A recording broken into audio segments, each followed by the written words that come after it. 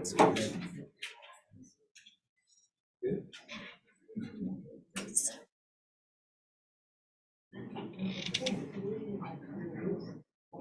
Good to go. All right, we'll go ahead and get started. This is the April 4th, 2023 meeting of the City of Charleston Board of Zoning Appeals. Zoning. Present are Allison Grass, Hal Morrison, Robin Richards, myself, John Bennett, and Chappie McKay. Present from the planning staff are Lee Batchelder, Penny Ashby, and Omar Muhammad. These proceedings are being recorded, and we ask those who speak identify themselves for the record. We will conduct this meeting in the usual fashion. We will first receive information from city staff about the application and their recommendation.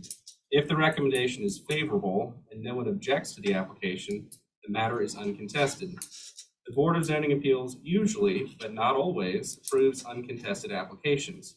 For all applications, the board reserves the right to ask questions of the staff, applicant, or others in attendance prior to rendering a decision. If, however, the city recommends against the application or there is opposition to the application, we treat the application as contested and hear from the applicant and anyone else who is in favor of the application.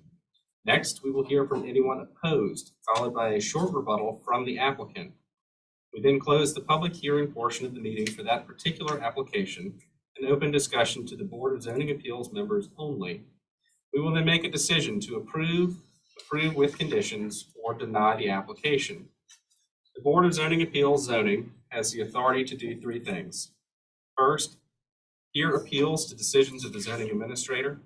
Second, grant special exceptions, fact-finding function of the board. And third, grant variances to the zoning ordinance if the application meets the hardship test outlined in section 54-924 of the ordinance. The board may deliberate and make a final decision on a matter by a majority vote of members present at the hearing and qualified to vote, provided that not less than a quorum is present and qualified to vote. However, an affirmative vote of 2/3 of the board members present and voting shall be required before a use variance may be granted. For a variance to be granted, the Board of Zoning Appeals must make the following findings: that there are extraordinary and exceptional conditions pertaining to the particular piece of property. B, that these conditions do not generally apply to other properties in the vicinity. C, because of these conditions, the application of the ordinance to the particular piece of property would effectively prohibit or unreasonably restrict the utilization of the property. And D, the authorization of a variance will not be of substantial detriment to adjacent property or to the public good, and the character of the district will not be harmed by the granting of variance. We have one deferral tonight. Item B5, 430 Meeting Street, East Side, will not be heard this evening. If you're here on item B5, 430 Meeting Street, that will not be on the agenda tonight. Why? Sorry? Why? It was deferred by the applicant.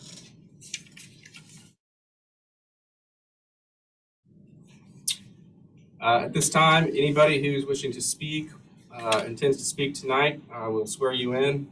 Please raise your right hand.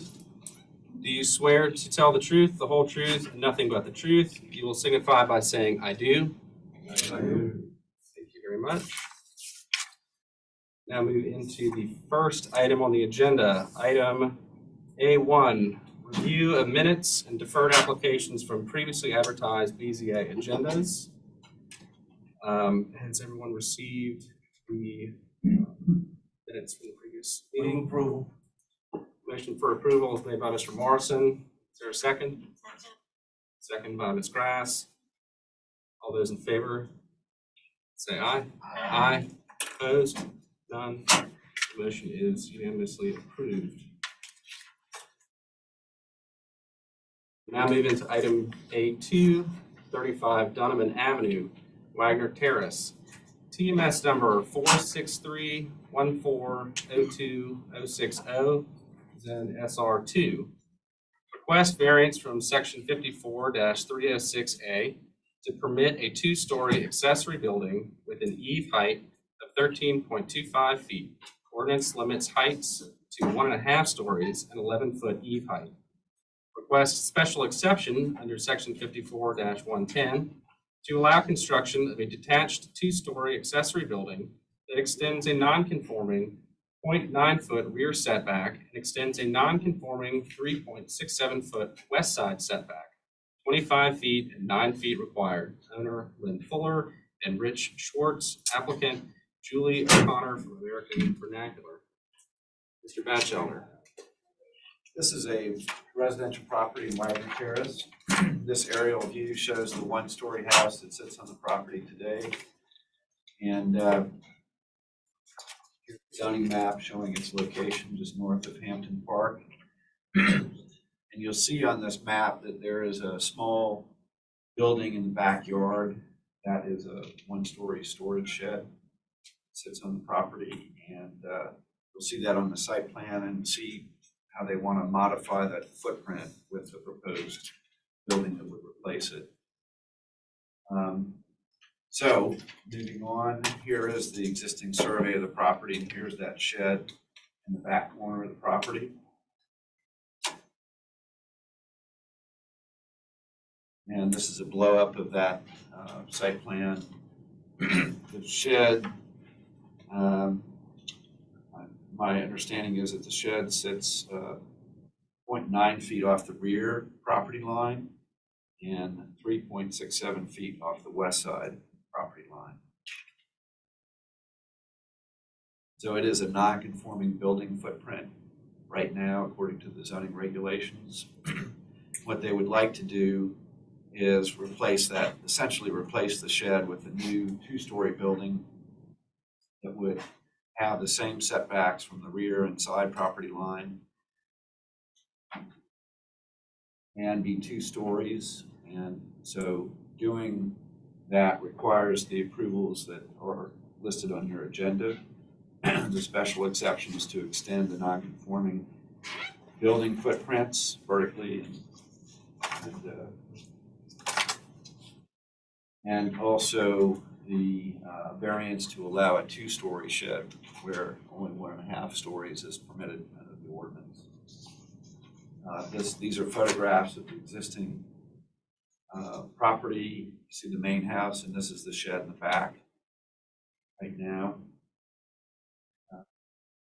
For information submitted by the applicant. So this is these are elevation drawings and floor plans showing the proposed building.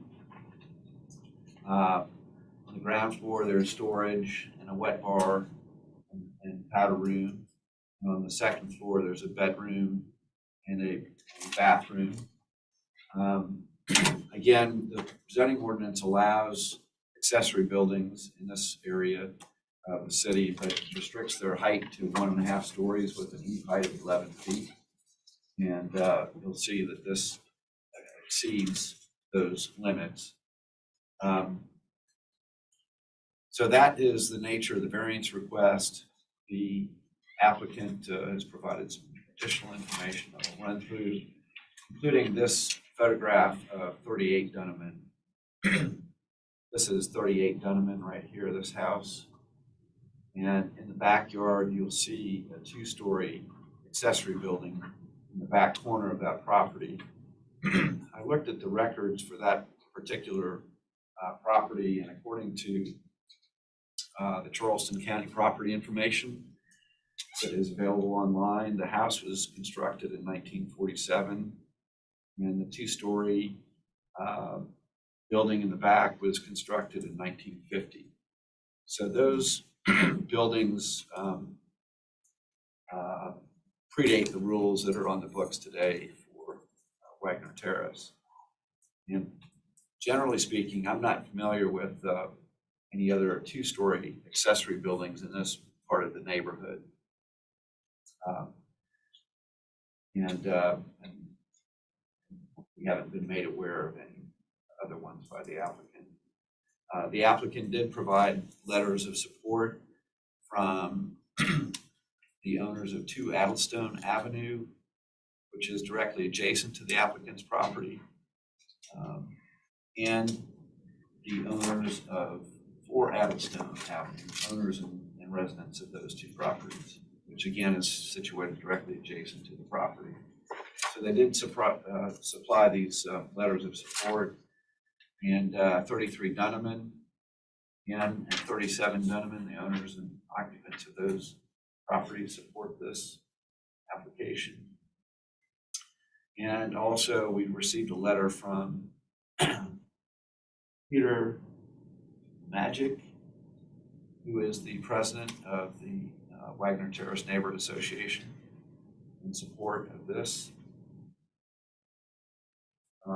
And there's a tree involved, and this is a letter regarding the tree and the health of the tree from Andrew Hargett, who's a arborist, a landscape architect. And I know that Mr. Hargett met with one of my staff people up there to inspect the tree, and there's not an issue with removing the tree based on its health, apparently. But so that's not really an issue. But the issue, from my standpoint, is the 2 stories. I don't have an objection to the building being situated where it is, or where it's proposed to be located. But the 2-story building, I think, is an issue. And it's my understanding, I haven't talked to the applicant directly, but it's my understanding that the home is small, and I get that, and they would like to enlarge it by adding another bedroom.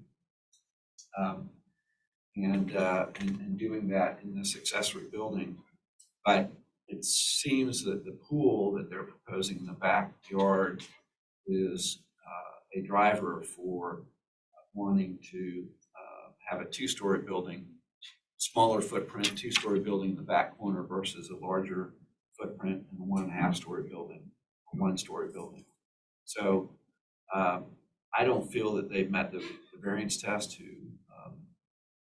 to receive approval for the 2-story building. And for that reason, I would recommend against this application. I'm not objecting necessarily to the special exceptions, but the 2-story building is what I'm objecting to. And so I recommend against this application.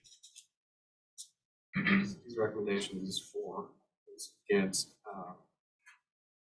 2-story aspect of the project. Is there anyone present in opposition? Okay. Is the applicant present? Yes.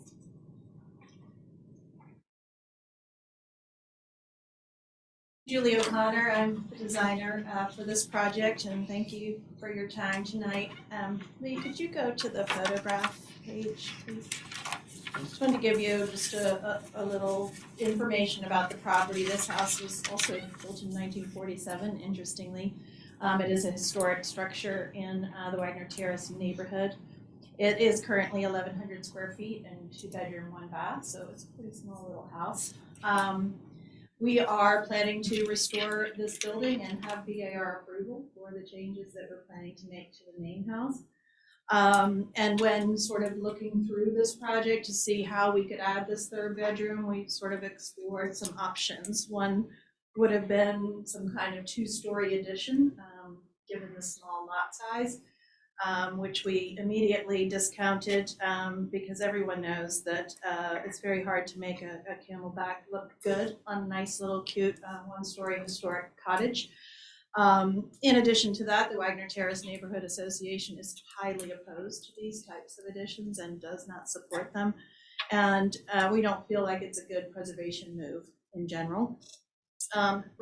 In addition to that, we would have come to you with a special exception for a 2-story addition as well, given the location of the house on the property and the fact that it doesn't meet setbacks. Another option would have been maybe a larger 1-story addition to the house, which would have required a rear setback variance for this. So that's when we landed on the idea of an accessory structure. And the location of this accessory structure, can you go to the maps page? While the existing accessory structure is not historic to this property, you can see on the Sanborn maps, which are at the top of the sheet, that this has always been the location of accessory structures for this property, and that's why we chose to use that same location, and that's why we're asking for the special exceptions. In terms of the variance, we wanted to keep the footprint as small as possible, not in order to have a pool. The pool came after we, sort of discovered that this would be the best move, but also more to keep it sort of to the side of the house, which by keeping the footprint narrow, we're not sort of impacting the livability of the house from the back. We are asking for just over 2 feet of additional eave height. The ordinance states that 11 feet is the max, so we're asking for 2 feet, which is a pretty small ask. And if I'm thinking about what the intent of that ordinance is to keep structures sort of low and smaller. If we do not get this variance, we will have to increase the footprint of the property. Footprint of the building and lower the eave, in which case our ridge height would be almost identical to what it is now. So in terms of overall height, I think we would end up in the same situation, only we wouldn't be covering as much of the lot or impacting the neighbors quite as much. As Mr. Batchelder mentioned, we have the 4 abutting neighbors in support. We have a unanimous vote of the neighborhood association who are highly supportive of the project. And so I think that's it for the moment, but I'm happy to ask or answer any questions. Thank you. Is there anyone else present who wishes to speak on the application?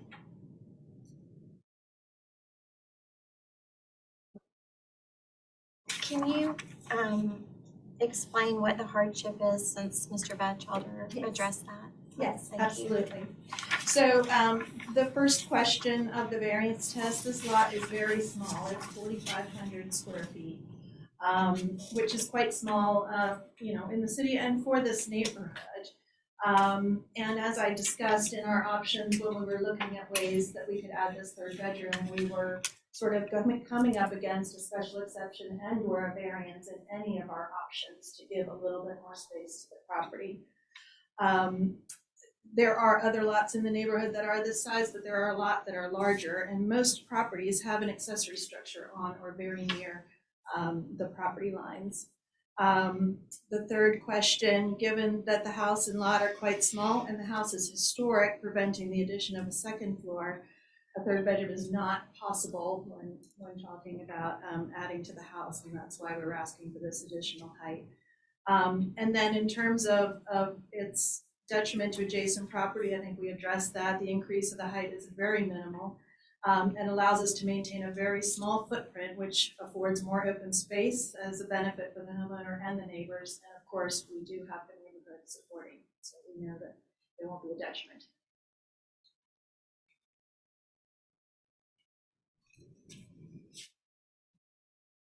Any other questions?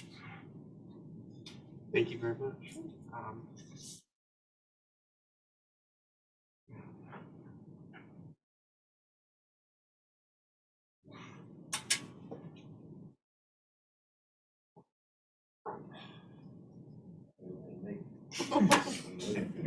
Two stories is 2 stories to me.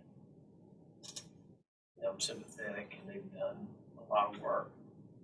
But they have a smaller lot, and they've got a really clear ordinance. 2 stories. No 2 stories. I don't see how it meets a hardship test, and I don't see how we would tell anybody else with the same pitch, same neighborhood, that we'd have to give them a 2-story separate building, which would completely undermine the existing pool. They need to change the rules. They need us. They need a law change. Especially Wagon Terrace Neighborhood Association. They don't want this. They got the political power to get it changed. That's the way I see it.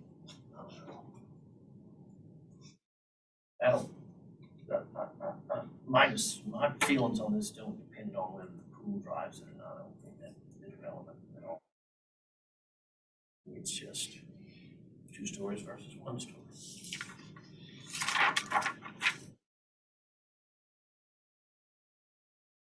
I do agree. I think that the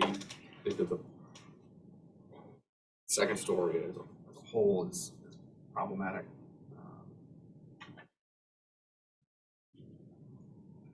I'm not convinced that the hardship has been met.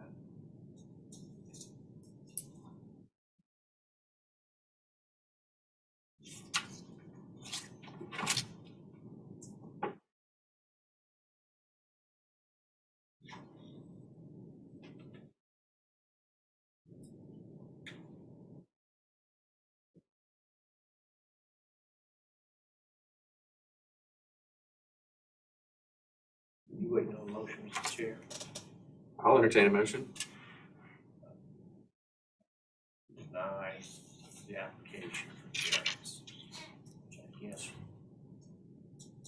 altogether different from the special exception. We're on separately. The motion is for the denial of variance. There a second? Second by Ms. Grass.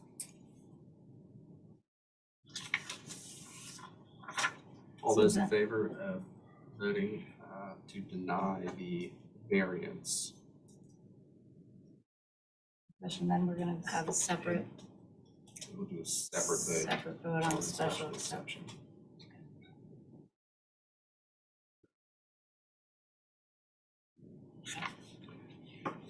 Sorry, signify by Sorry. saying aye. Aye. Okay. All those opposed to deny the variance? None. Okay, so the motion for denial of the variance is unanimously passed. Is there a motion for the special exception? The way this is written, it's tied to a two-story building, and we can change it. The condition? Yeah, we can do One it and a that half way, story. whatever I want to do. They might not be interested in it this way, I don't know, but we could at least approve setback exceptions. If we want to, with conditions not 2 stories. So if I limit it to 1.5 story, Already, what's in that the would be ordinance. part of the ordinance already, so I don't know that it would be required to state that specifically. okay. Ms. Morrison, would you like to state a motion? Yes, please, approve the special exception. To 1.5 stories. Is there a second? I'll second that. Second by Mr. McKay. All those in favor? Aye. Opposed? None. Motion is unanimously approved for the special exception with the condition that it be a 1.5 story accessory building. Thank you. Thank you very much.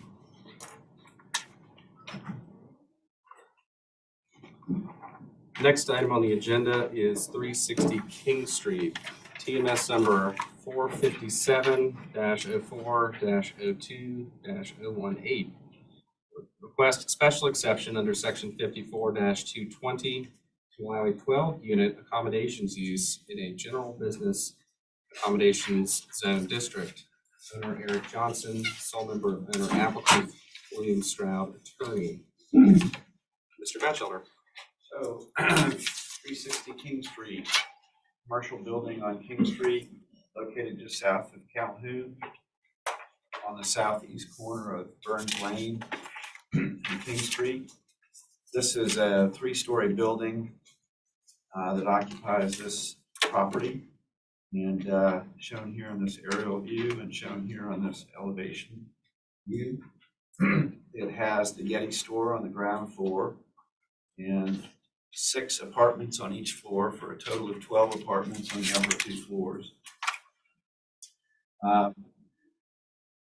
The proposal is to seek a special exception to allow those apartments to be converted into accommodations units. Accommodations units means a hotel type use, short-term rental of less than 29 consecutive days or 30 consecutive days, whatever the ordinance is, cut off, but basically operating like a hotel, where these units would be rented on a short-term basis to guests who would come and stay there. The applicant has filed their application and stated their case and their attachments. This is an unusual type of application because it seeks to convert what are currently apartments, dwelling units under the ordinance, into these accommodations units. And the ordinance for the accommodation special exceptions does state that that these kinds of conversions are not to be permitted unless there's a finding by the board that they will come up with a suitable relocation or a new location for replacement units or something else along those lines as is stated in the ordinance. But anyway, they've given their arguments in their attachments, which were part of the materials that were sent out to all of you and posted online. And I'll just start with my detailed analysis. So this is the section, subsection A under 54-220B1. This is the subsection that specifically states that the accommodations use will not result in a net loss of dwelling units that have been occupied within 5 years of the date of the application for the exception. These apartments have been occupied within the last 5 years. In fact, I think they're currently occupied as rental units. Then it goes on to state that the board may approve the alteration or replacement of such existing dwelling units on the same site as the accommodations use or within a radius of 1/4 mile, and goes on to explain how you might go about making that decision. So the question is, are these dwelling units? And I think that's what the applicant is getting at in their application. And the answer to that question is found in the definitions that are in the zoning ordinance. And first of all, let me just state that an accommodations use is a defined term in the zoning ordinance. And it states that that is a commercial use to provide living or sleeping units for remuneration to one or more individuals where the intended or usual occupancy cannot exceed 29 consecutive days. That's the cutoff. Once you go beyond that, you're really a residential use, as you'll see in the definitions. And that term includes motels, hotels, inns, bed and breakfast, short-term rental units, boarding houses, hostels, lodging units, resort units, condominiums, cooperatives, apartments, units that are included in a vacation time-sharing plan as defined in the state code, or in a vacation time-sharing lease plan as defined in the state code. So that is an accommodations use as defined in the City of Charleston zoning ordinance. Other definitions include the definition for a dwelling. So a dwelling is any building or part thereof used or occupied for human habitation, intended to be so used, including any appurtenances belonging thereto or usually enjoyed therewith, but not including hotels, motels, inns, bed and breakfast, boarding room or rooming houses, and time-sharing facilities. A residential use, and then it goes on and says, see also residential use in parentheses at the end of that definition. So the definition for residential use of land or buildings thereon or any part thereof as a home by one or more individuals or families where the intended duration of occupancy is for a period of not less than 30 consecutive days. Occupancy of a transient nature, such as a motel, hotel, inn, B&B, rooming, or boarding house, or time-sharing use, shall not be defined as a residential use, but shall be defined as a commercial use. And then dwelling unit is defined as one or more rooms arranged for the one or more individuals living together as a single housekeeping unit, cooking, living, sanitary, sleeping facilities. Types of dwelling units. Well, this is a multifamily dwelling use on the upper floors of this building. And that means by the defined term in this zoning ordinance, a building designed or occupied otherwise than as a one-family dwelling or two-family dwelling. The term multifamily dwelling shall be understood to include apartment houses, tenement houses, residential condominiums, and similar multifamily buildings exclusive of hotels, apartment hotels, and motels, inns, boarding, rooming houses, bed and breakfasts, or time-sharing facilities. So those definitions clearly exclude an accommodations use from being considered. And so the language of the special exception section of the zoning ordinance for accommodations uses, going back to that, states that that the accommodations use will not result in a net loss of dwelling units that have been occupied within 5 years. So I think the conversion of these units from what they are today to what the applicant is requesting means that they will no longer be dwelling units. And the zoning ordinance is very clear. It's been amended numerous times, but most recently in 2019 to clarify this rule about how we would deal with conversions of this type, because we've had some that came up prior to that time. And the city council was interested in trying to come up with clear rules that would not just simply prohibit the conversion, but offer the opportunity for people to replace them, rebuild them somewhere else. And that's what these terms do. The applicant is not proposing to do that. They're taking a twist on the terms of the zoning ordinance to say that they're not really, that there won't be any net loss of dwelling units on this property. So with that one issue, I think the application fails. And I know they're very interested in trying to see this and make this work. And believe me, I talked to a lot of people about these apartments on upper floors of King Street buildings and other locations in the city and accommodations overlay zone about converting dwelling units to hotel accommodations uses. There's clearly a financial benefit in doing that. There's clearly maybe a benefit to the property owner in terms of not wanting to rent to younger people who might not be the best renters in the world, but unfortunately those people need some place to live too. And these buildings on King Street seem to be opportunities for that to occur. They're conveniently located to the college and in that environment where people who want to live in that close proximity to the college, to the King Street, and all that offers, that's an important housing option for the city. So for all those reasons, I can't support this application. And my recommendation is that you should deny this. And the applicant's slides are in the presentation, so I'll be happy to flip through those as you need to as you're making your presentation.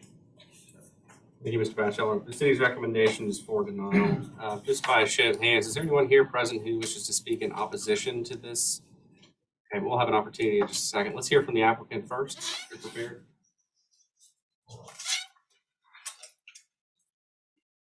William Stroud on behalf of Eric Johnson, who's still a member of the applicant. First, I believe that the city has overlooked some key passages in the intent subsection of this special exception.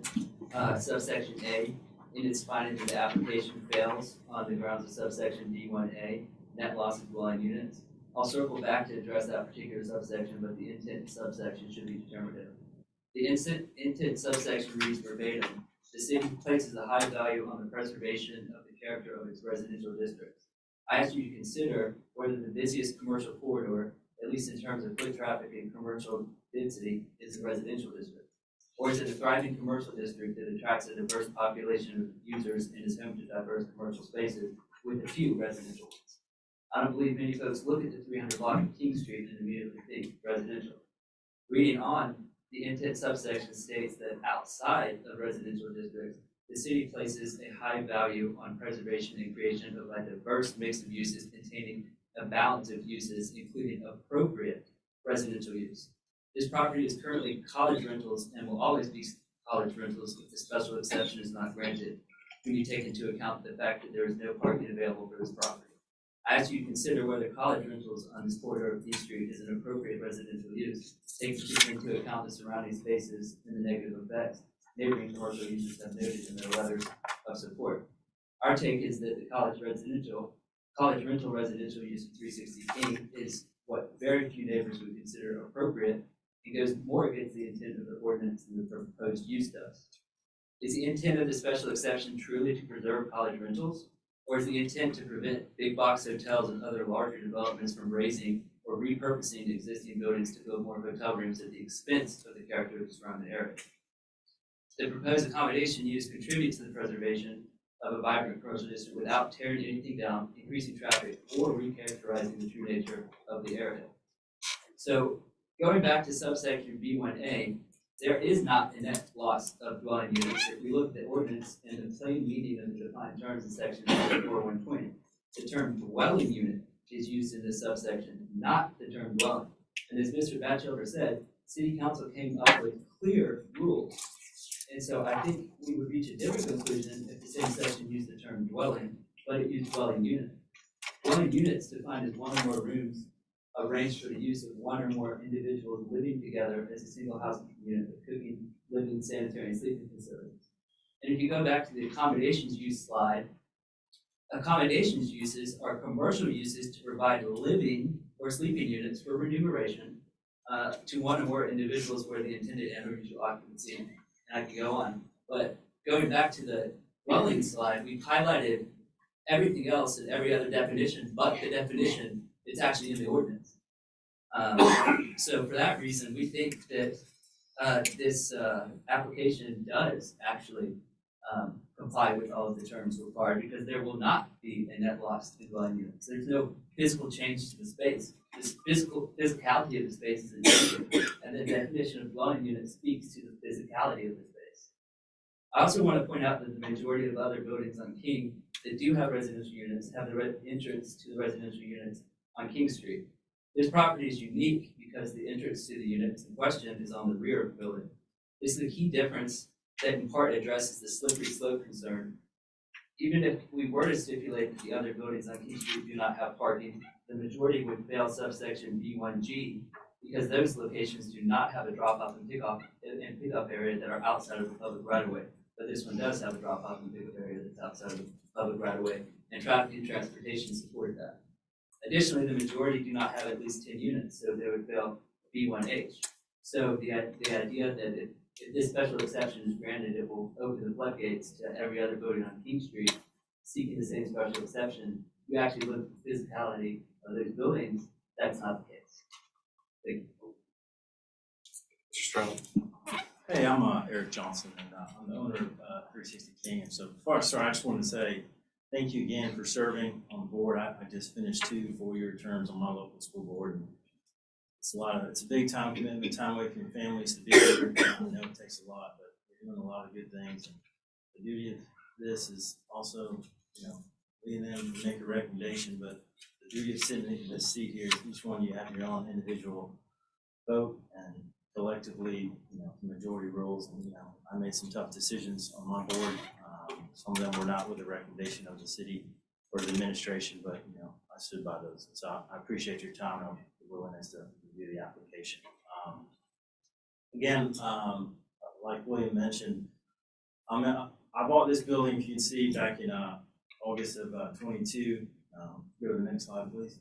Well, let's just go a little background. So I'm Eric Johnson. Again, my background here is I went to Citadel. I first came here in 1997 as a cadet.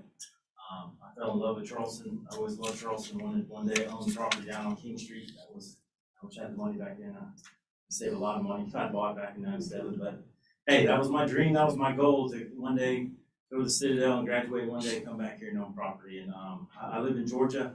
I'm an out-of-town investor, but again, I'm not one of these multi-million-dollar investment funds. I mean, I'm here. I'm the owner. I'm here about every other month, staying in hotels, eating in the restaurants, shopping your local retail. So I mean, I look at this to me as I'm a local investor because I live 4.5 hours away. I live in Howard, Georgia. And again, this is my first investment in Charleston, and it was a big investment. If you go to the next slide, please, sir. So 360 King Street, again, I acquired in August of 22 for $10.6 million. I mean, it was a big investment.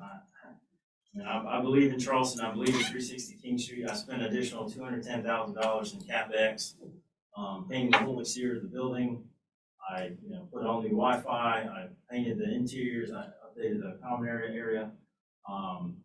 Then again, if I get approved, I'll spend another probably $360,000 because I would have to furnish each unit. So there's additional CapEx spend if approved. Go to the next slide, please, sir. So again, as William alluded to, the combination overlay request. Again, I wouldn't be here today if these apartments were truly residential apartments that had actual residents that worked here, lived here. I wouldn't be here. I'd say, hey, you know what? I'm fine with multifamily, and I'm going to stay with that. But I bought this building under the assumption this was going to be truly multifamily, but it's student housing. I mean, every one of these leases, except for one, is essentially a transient student. By nature, college in Charleston kids are not residents of Charleston. They pay out-of-state tuition. Their parents guarantee the lease. They live in New York, Connecticut, and again, to spend this type of capital on this building, again, it was my first investment in Charleston, and looking back, maybe I shouldn't have bought it because I thought it was multifamily. But I went to the zoning office before I closed on it back in July, and I spoke to, I believe it was Jason, and said, hey, I just want to make sure when I purchase this building, there's no parking required for this building. And they said, absolutely not. I said, there's 12 units, and they're all long-term renters to College of Charleston students. There's no parking required for long-term. No, absolutely not. You're in the special parking ordinance. I said, okay. I said, all right, so here we go. So I closed on in August.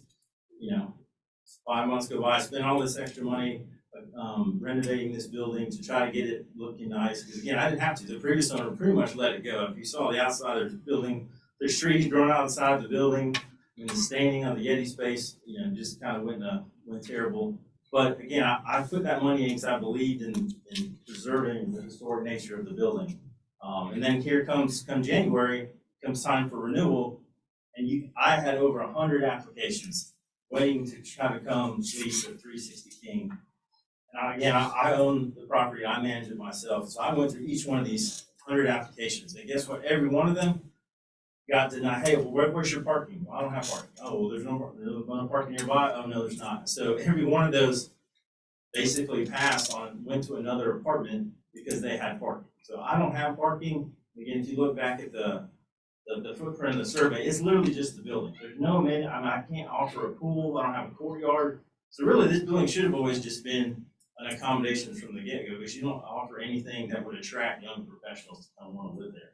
Again, if I had young professionals that lived there and that was the majority of the building, I really wouldn't be here today. I'd say, hey, I'm fine with that. But this thing is basically turning into, it's essentially a 12-unit student housing complex. And there's a ton of student housing all up and down King Street that these students are basically renting.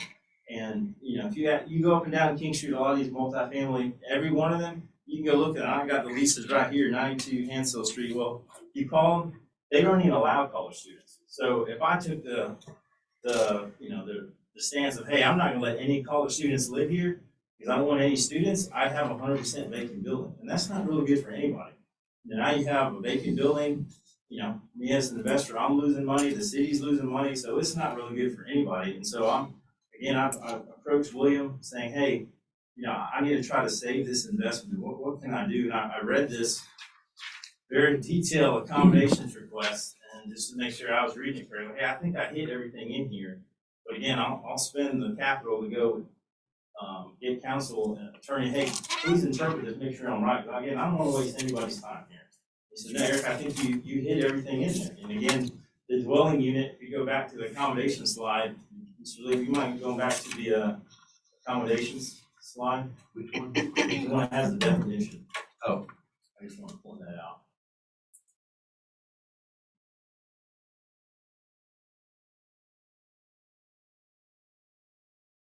Right there, so, just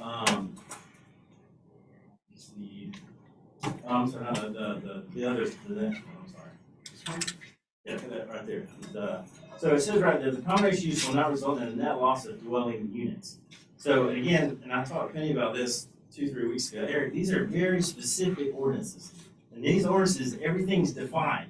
And if it's defined, there's a reason it's defined. Well, dwelling units is defined. And there's a definition for dwelling units. So if they didn't want to talk about dwelling units like Mr. William alluded to, all that would have had to say is the common use will not result in net loss of dwellings that have been occupied. But they specifically say dwelling units, and we define dwelling units. And so that's the whole reason we're here today, because that's how I look at this thing. Is like, hey, I'm not taking anything offline. Again, I've preserved this building on the exterior. The interior is going to be even better. Long term, this is going to be more tax revenue for the city. More tax. I don't know if you mentioned it, but I've got a letter of support from Yeti. The store manager Yeti. Hey, Eric, we would love this. Like, we are struggling. I mean, the economy's. More anything we can do to generate more foot traffic in our store would be great. So I'd be happy to write a letter of support. So we got a letter from Yeti. I talked to local businesses. I like to partner with local businesses, local boutiques. Hey, if you come stay here, you can come shop in these stores and offer some kind of discount. So again, that's kind of where I kind of stand today. Again, I'll leave with this. Back in 1997, my goal was Citadel. I wanted to attend the Citadel, and I almost didn't attend the Citadel, not because I had other opportunities to go to different colleges, but financially, there was a $10,000. I needed someone to co-sign on a $10,000 note because a single mom couldn't provide for me to do it, given she trying to raise 3 kids. But I didn't give up on that, and I basically went out there and I got my aunt to basically co-sign. I said, look, if you believe in me, if you give me an opportunity, I promise you'll never pay a dime of that student note. And she didn't. I graduated, 4 years later, and 20 years, I just paid that thing off. And I never paid, she never paid $1 of that. And I paid the entire limit off 100%. So I'm asking you today to believe in me, and I'm telling you, I will give you my word. This will be the best apartment or best hotel building on King Street. And it'll be, again, I believe in public-private partnerships, and it's going to be a win-win for everybody. More tax revenue for the city, more revenue for local businesses, and again, as an investor, I can save this investment from just being student housing. So, I appreciate your time. Thank you, Mr. Johnson. Yes, sir. Anyone else here wish to speak on behalf of the application? Okay, we'll hear from opposition at this point.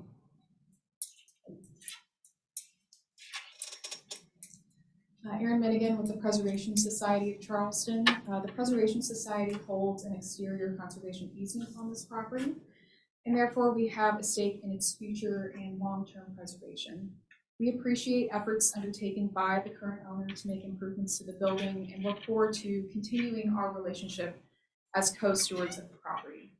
However, we largely agree with the analysis of city staff and cannot in good faith support this accommodations request. The application fails point A of the accommodations test because the proposed use would displace currently occupied dwelling units. Long-term residential uses are important to the vibrancy and livability of our downtown. And given the proliferation of accommodations uses in recent years, many stakeholder groups, including the Preservation Society, worked with the city to strengthen the accommodations ordinance to safeguard existing residential units to combat their displacement. So we ask the board to deny the special exception request to support the balance of uses downtown and protect housing options for long-term tenants. Thank you. Thank you. Anyone else present who wishes to speak in opposition? Yes. We'll have an opportunity to rebut at this time. Sure. Well, listen, I've taught Erin. I met her at the building. We had a great conversation. And again, I have no hard will against Erin. I mean, she works for the Historic Preservation Society. It's her job to come up here and oppose any use that changes for a building. So regardless of the outcome, if it's approved or denied, nothing happens to Erin, nothing happens to the Preservation Society. But there's a big issue for me as the investor and as the owner of the property. So again, again, I would argue these are not residences. I mean, they're, again, we're all in alignment. We're trying to preserve residences that live in Charleston, work in Charleston. I'm talking about student housing. That what, what this building has turned into is essentially student housing. So again, if I took, would be opposed 92 Hansel Street that says, hey, I don't let any students live in my building. So if I took that stance, okay, well, I won't do accommodation. I'll just say no students can live in my building. So now we have a vacant building. Well, what would we rather have? Something that generates economic development for the city of Charleston, or a vacant building? And that's kind of where we're at. So again, I appreciate her passion for preservation. Again, we had a long conversation outside my building. We walked through all the things that I've done. She said, man, I appreciate you doing all this. The previous owner didn't do any of this stuff. And again, I did it without even coming to do this accommodation. I did it because, hey, I have pride in ownership, and I want the building to be a nice building. I want to be something where if I didn't live there, I want to be if I did live there, if my daughter lived there, if my son lived there. Again, Johnson Partners is a family business. I'm 100% owner. My wife helps me manage it, and hopefully one day my son, at least you're not, maybe one day he'll run it. But again, I'm just asking for your support and your for this accommodation request. I just again want to point out that the term used in the subsection is dwelling unit, and there's no other term used but dwelling unit.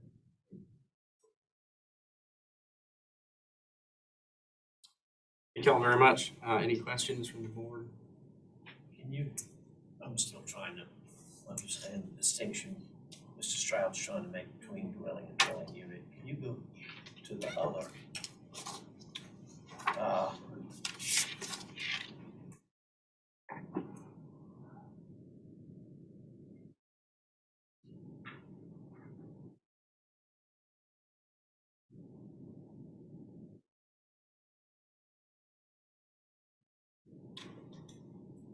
I mean, to me,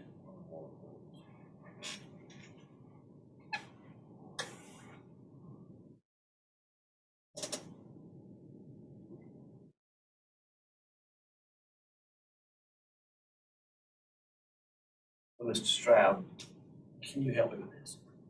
Your point is that these units are dwelling units but not dwellings? No. Other way. So dwelling units speak to what they are. What dwelling unit speaks to the physicality of the space. One or more rooms, and then the rest is addressing that. So one or more rooms, that's a physical space. Right. So our contention is that the ordinance states that there's no net loss in dwelling units, i.e. the physical space is not going to be changed. Accommodations uses, the first part of the definition says commercial uses to provide living or sleeping units. So when you square the first part of accommodations using commercial uses to provide living or sleeping units, a dwelling unit is a living unit. And nothing about the physicality of each individual unit is changing. And I think that might be the reason why, like Mr. Batchelor said, the city council came up with clear rules. This is a clear definition, and accommodations use is a clear requirement. Commercial use to provide living or sleeping. That's why I want to point out the big difference, is because residential use, dwelling, multifamily dwelling, all of those distinguish types of dwelling, but a dwelling unit is actually defining a physical space. So, I mean, and again, this is how I look at it. Well, the intent was, hey, we don't want developers coming here and tearing down these apartments and getting rid of the housing. Well, all of these units are going to stay where they are. So instead of it being transient college students, you got transient families, transient young professionals that are coming to Charleston, visiting Charleston, versus just college students. And so that to me is the big distinction. And I think that the ordinance, I mean, without saying it, leading up, the public and the media spoke exactly what the ordinance really's intent is, and the intent is to prevent big box hotels, i.e. Developers coming in and tearing down walls, whether it's on the inside of a building or on the outside of a building, and changing the actual character of the building and changing the character of the surrounding neighborhood. And this proposed use doesn't do that, and by definitions, it does meet those requirements. I was under the impression that this language for short-term rentals was part of the short-term rentals ordinance, not the, So if you go back to the accommodations use, the definition actually includes short-term rentals. So there's a commercial short-term rental and there's a residential short-term rental. The accommodations use overlay, while the primary intent is for hotels, it also carves out for short-term rentals. Commercial uses to provide living sleeping units or enumeration for one or more individuals where the intended and or usual occupancy would not exceed 29 consecutive days, including hotels, motels, beds and breakfast, short-term rental units. And our condition is that's exactly what these units are. I would like Mr. Batchelder's feedback from what the applicant is saying, but I guess based on what you just said, I'm confused because, I mean, the way I'm reading it is individuals living together as a single housekeeping unit. And to me, that sounds like a residence. If we could go back to the accommodations use, the actual ordinance of when an accommodation use is, commercial usage to provide living or sleeping units. So living together, and when you stay in a short-term rental, you're living together. Otherwise, why would council choose to include the term living or sleeping units? But this doesn't include this, as a single housekeeping unit. They are single housekeeping units. Each one's individual, has their own kitchen, has their own bathroom, has their own laundry facilities. Again, the walls aren't changing. The units, it's the unit and the physicality of the space is not changing. Right, I'm talking about the language.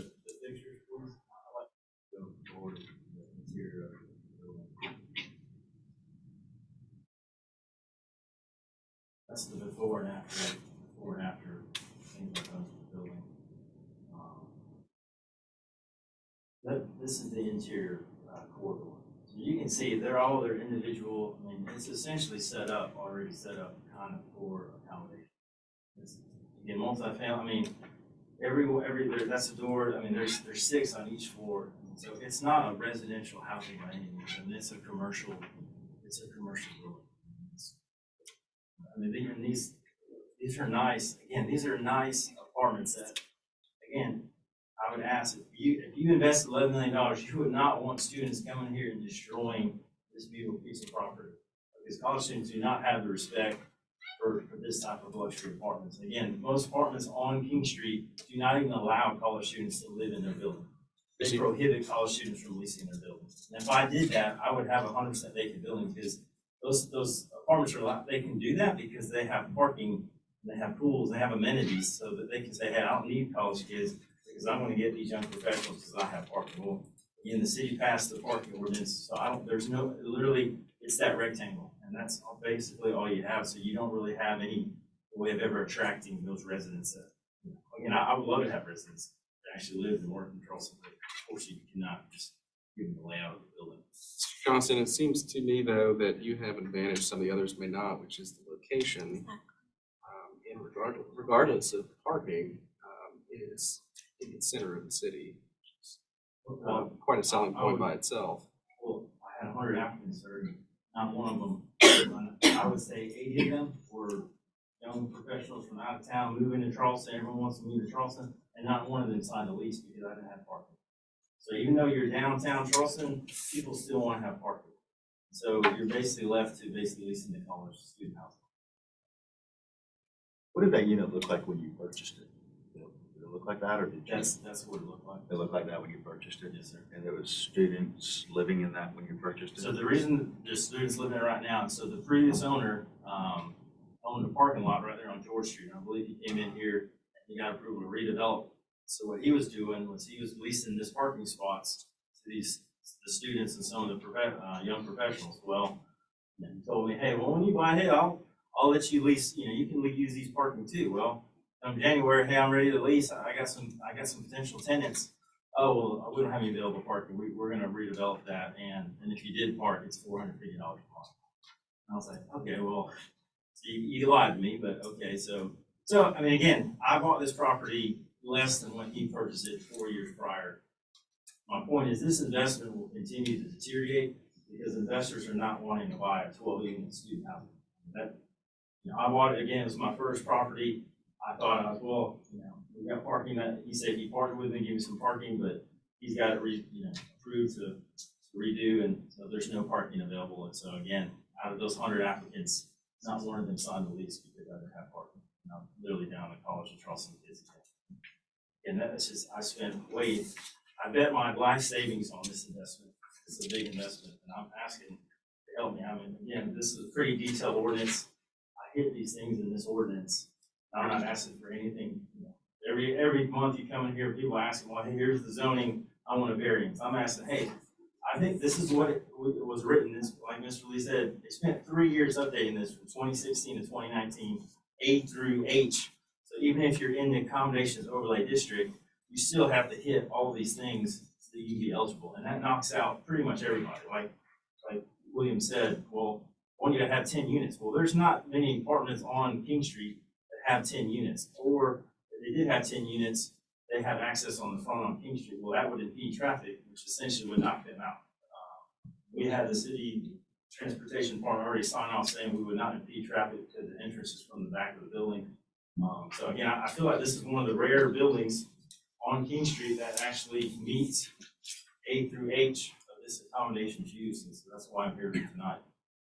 Mr. Johnson, I hope you'll appreciate the challenge before us. I suspect you mentioned as much earlier, so forgive me if this is a difficult aspect for us to consider, but I would like to point out Mr. Stroud's comment that we consider the plain meaning of the language, which as I read it initially, thought I understood, but by his explanation, I feel like it's been misconstrued and has gotten away from the intent. I wish it was easier to ignore some aspects of the zoning in favor of looking at very specific language, but I have a hard time doing that without looking at the totality of the ordinance.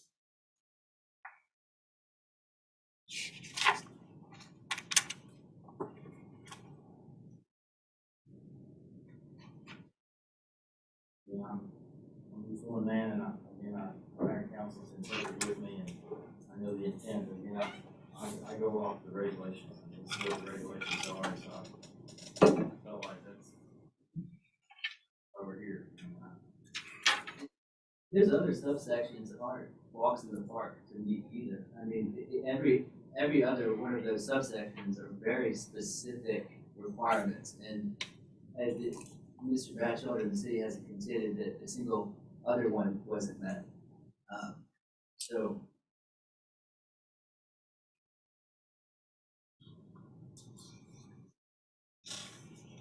Any other questions from the board? I gotta say, Mr. Stroud, I commend you on leading this thing and making these arguments. And Mr. Johnson, you're obviously a fine man, and it's a very sympathetic case to me. But I think this legal issue you argue, Mr. Stroud, is one that's got to be taken up by the court. It's a big issue. An ambiguity in this thing that the court may decide to correct about, but it's where I sit, I agree with Mr. Bennett. I have to agree with Mr. Bennett about the reading of this thing. And I kind of hope I'm wrong. I kind of hope you win on appeal, but not you. I've got to vote with the city on this. Mr. Morrison, are you prepared to make a motion? I move denial of the application for special exception. Been moved for denial. Is there a second? Motion. Mr. McKay seconds the motion. All those in favor of denial, say aye. Aye. All those opposed? The motion is unanimously approved for denial of the application 5-0. Thank you very much. Thank you.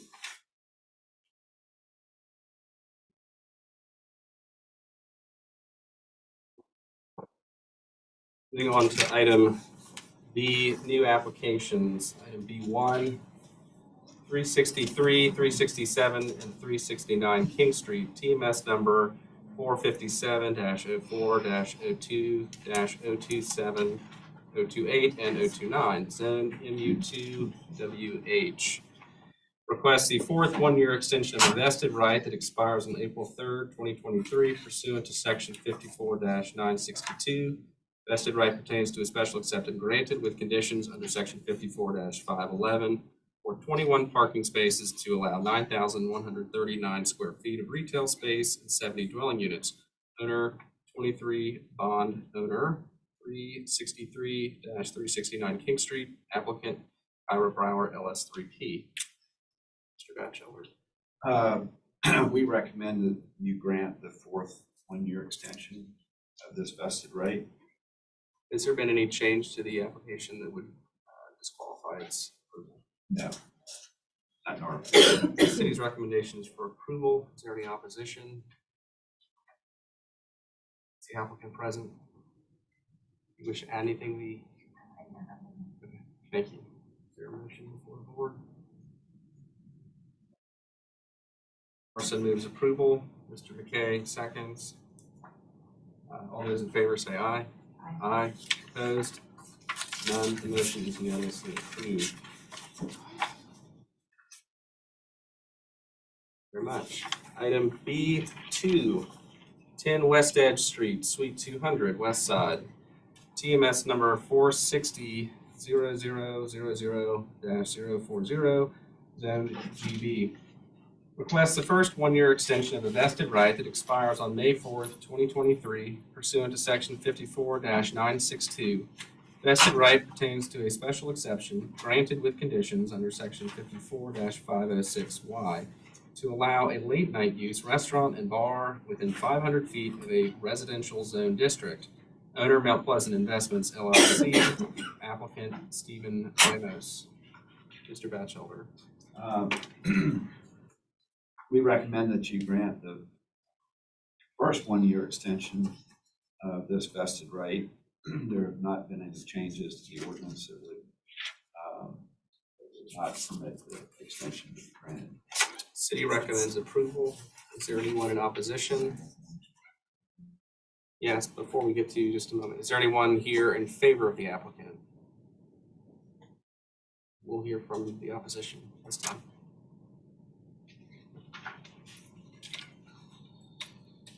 Good evening. My name is Brad Sherlock. I'm the Vice President for the Board of Directors of the Bristol Condominiums. It's a 54-unit condominium development located directly across the street from the proposed development here.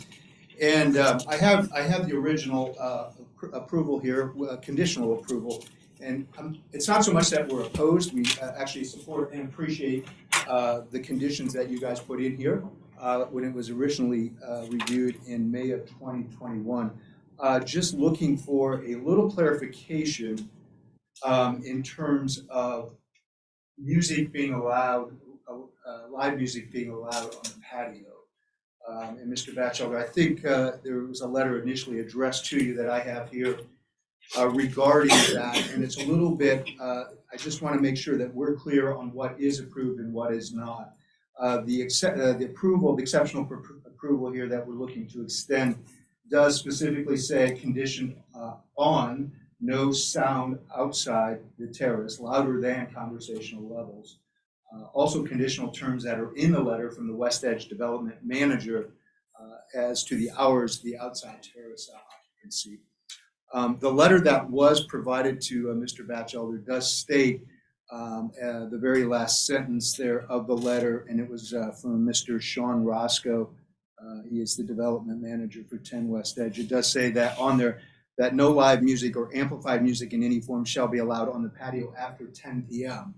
I would just like to clarify it was the board's position that based on this conditional approval that no live music period will be allowed on that patio.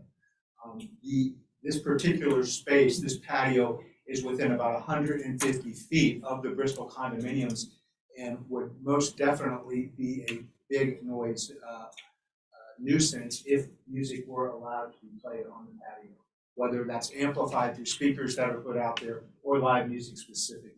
So I guess I'm looking for a little bit of clarification on that, and then also if the board is able to expand at all on what the operating hours of this particular business would be. Other than that, we are fine with the conditional approval that you originally passed in 2021.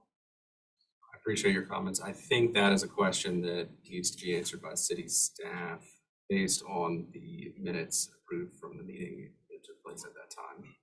Right, so the conditions were adopted back in May of 2021 when this matter came before the board made its decision and attached these conditions to it. So I think for the purpose of the hearing tonight, we're really just focused on the extension of the vested right, which the applicant has a right to under the state law, and the city zoning ordinance follows that state law. The question about what these conditions mean is one that's really kind of separate from the issue tonight, and I'll be happy to discuss this with you. I'm just reading this now for the first time in 2 years, so but I'll be happy to discuss this with you outside of this meeting and some other time, and we can certainly schedule that and do that. Okay, yeah, and I think everyone here would certainly appreciate the fact if you had live music within 150 feet of people's bedrooms, that would be a major noise nuisance, and it is a major concern for us as homeowners there at the Bristol. We certainly welcome a dining facility there, or restaurant, but are greatly concerned about any kind of outside noise there. So your position is it's not under the jurisdiction of this meeting tonight. It's something we need to take up outside of that, right? Okay. Thank you for your time. Thank you. Is there a motion? Mr. McKay moves for approval. Second. Second by Ms. Richards. Those in favor? Aye. Opposed? The motion for approval is unanimously approved. Next item on the agenda, B3, 116 East Bay Street. TMS number 456-09-04-022, Zone Limited Business. Request reconsideration of the Board of Zoning Appeals Zoning Board's decision on February 21st, 2023 to prohibit a retail use from having tables and chairs for patrons, preempt South Carolina state law by controlling how alcohol is served, is sold and served, revoke a sidewalk cafe permit, prohibit issuance of a new sidewalk and cafe permit. Owner, Cardi Maybank, applicant, Aaron Sandy. Second, Mr. Morrison was not present for the original decision and is disqualified under board rules from participating on this agenda item. Mr. Batchelder. So this is an appeal to the decision that the board made back in February 21st, I believe. And applicants who, or others who disagree with the decision of the board have a right to make what is called a motion for reconsideration and ask the board to reconsider their decision. If they file the paperwork within 5 business days of the decision that was made by the board. In this case, this applicant did file this paperwork within those 5 business days. And so that matter is properly before the board. This is a reconsideration request, and under and this is the property again on East Bay Street, just south of Exchange. So in the rules of procedure for the Board of Zoning Appeals, which is Appendix C of the zoning ordinance, this section states that, and I've highlighted it here, to grant an appeal for reconsideration, the board must find that it misapprehended or misconceived question or questions involved, or that it erred in its finding or disposition of the appeal, application, or matter. So that is the challenge that the applicant has in this case, is to convince you that these requirements for granting the appeal are met. And then if a decision of the board is that the motion for reconsideration should be approved, then the board would rehear the matter as if you'd never heard it before. Would that be tonight? It could be tonight. I'm not really prepared to do that tonight, and so my recommendation would be to not do it tonight, to defer it to a meeting when all parties can be in attendance. But so that is the standard by which the motion for reconsideration should be dealt with by the board. Thank you, Mr. Batchelor. Does the city have a position? Well, I guess I would just say that I think the hearing that was held on February 21st, when the decision was made, was done properly, and that I think the board heard a lot of testimony in support and opposition. I think all the relevant points were raised, and the board made its decision properly. I think one of the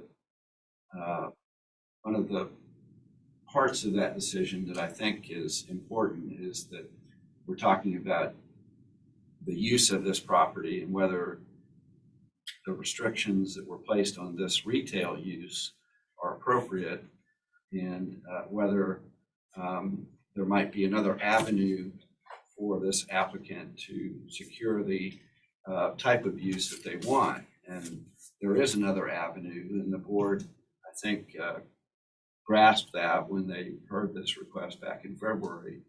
And so there is another path that the applicant could follow in order to get where they want to go.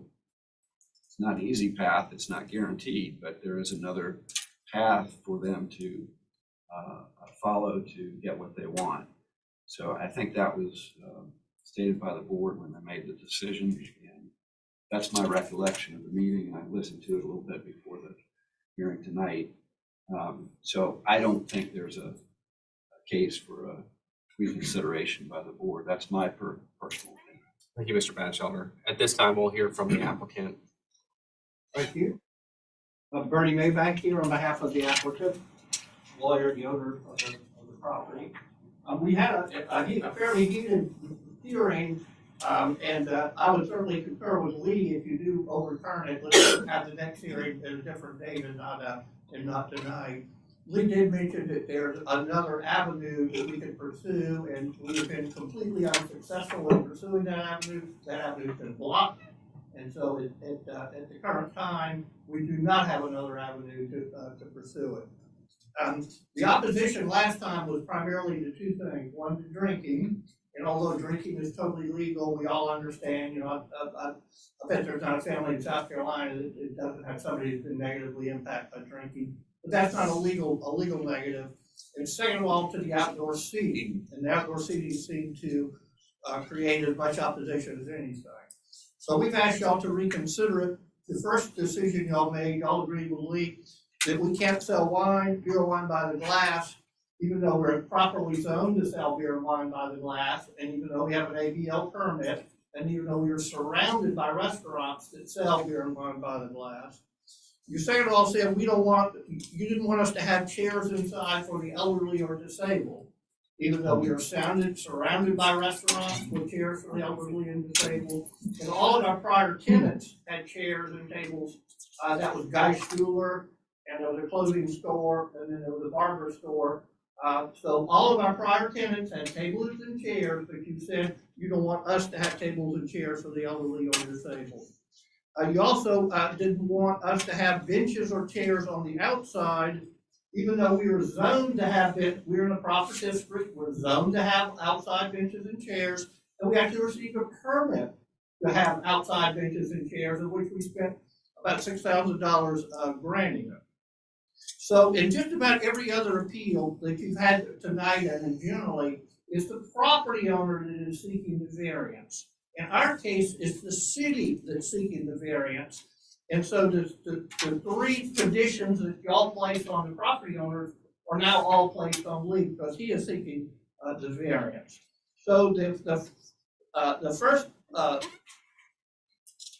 condition is that in all three, for a variance to be granted, all of the following conditions are required.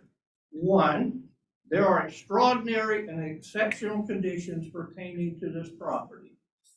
There are no extraordinary or exceptional conditions pertaining to this property. We've been zoned commercial for as long as all of y'all's age put together. I don't know when we had zoning in Charleston, but I assume it's 100 years old, and we have been zoned commercially that entire time. We're under the same roof as the oldest liquor store in North America. Now, that's what we claim, anyway. Why claim America? Why not go the whole hog North America? So we're under the same roof. We're in the same building as the oldest liquor store in North America. Our previous tenants had chairs and tables, and we had tenants years ago that served beer, wine, and liquor in this particular establishment. The second condition is these conditions do not generally apply to other properties in the vicinity. Well, the people who came in protest moved 3 blocks from the largest bar in the city of Charleston, the Carolina Yacht Club. It's only 3 blocks away.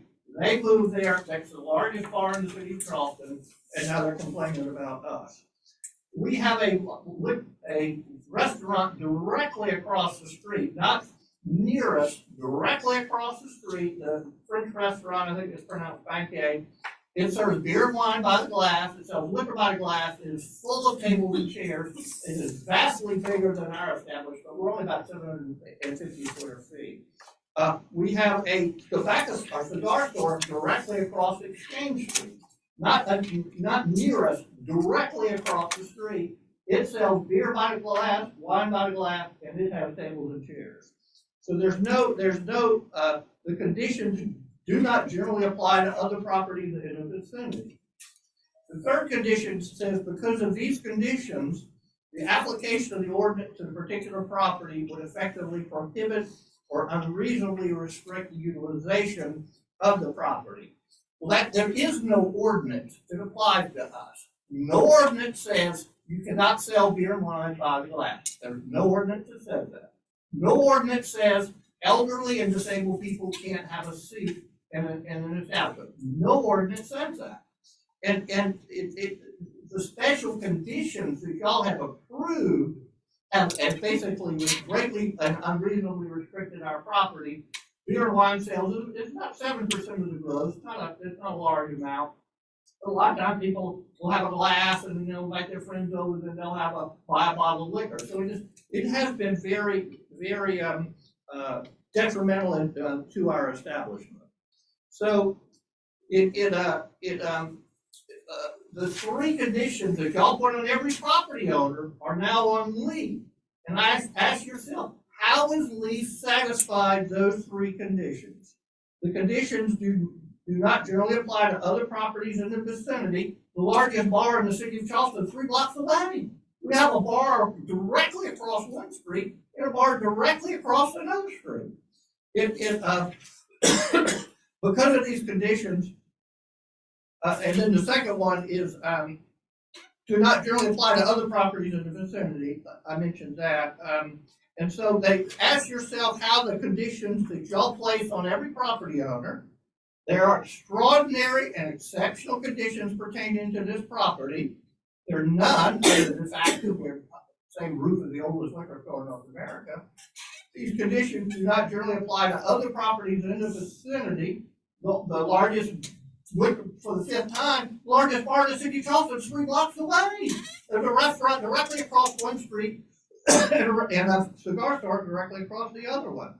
And because of these conditions, the application of the ordinance to the particular property would effectively prohibit or unreasonably restrict the utilization of the property. There is no ordinance. There's no city of Charleston ordinance that says you cannot sell beer and wine by the glass. There's no city ordinance that says the elderly and disabled can't sit down. There's no ordinance that says that. So he's imposed special conditions without any ordinance approval. There were a lot of testimony at the last meeting. There was references or allusions. I don't know if it was flatly said the neighborhood associations opposed the project. And one of them was the Charleston Neighborhood Association. Lee Dawes is on the board of that, was at our meeting, and he said that is completely untrue. The Charleston Neighborhood Association has never voted to oppose the project, and he said they're actually having a meeting on April 11th to discuss the project for the very first time.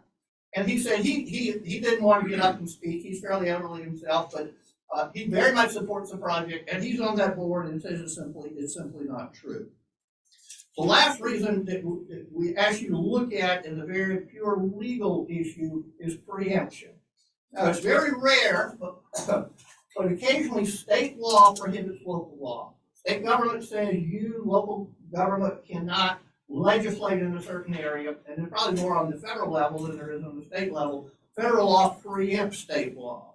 Now, you heard last time a very, very prominent Charleston attorney say liquor law, ABL laws were not preempted at the state level, that the city can do what they want, there's no preemption. So he said there is no preemption. So with that in mind, that's the decision y'all made based upon his testimony.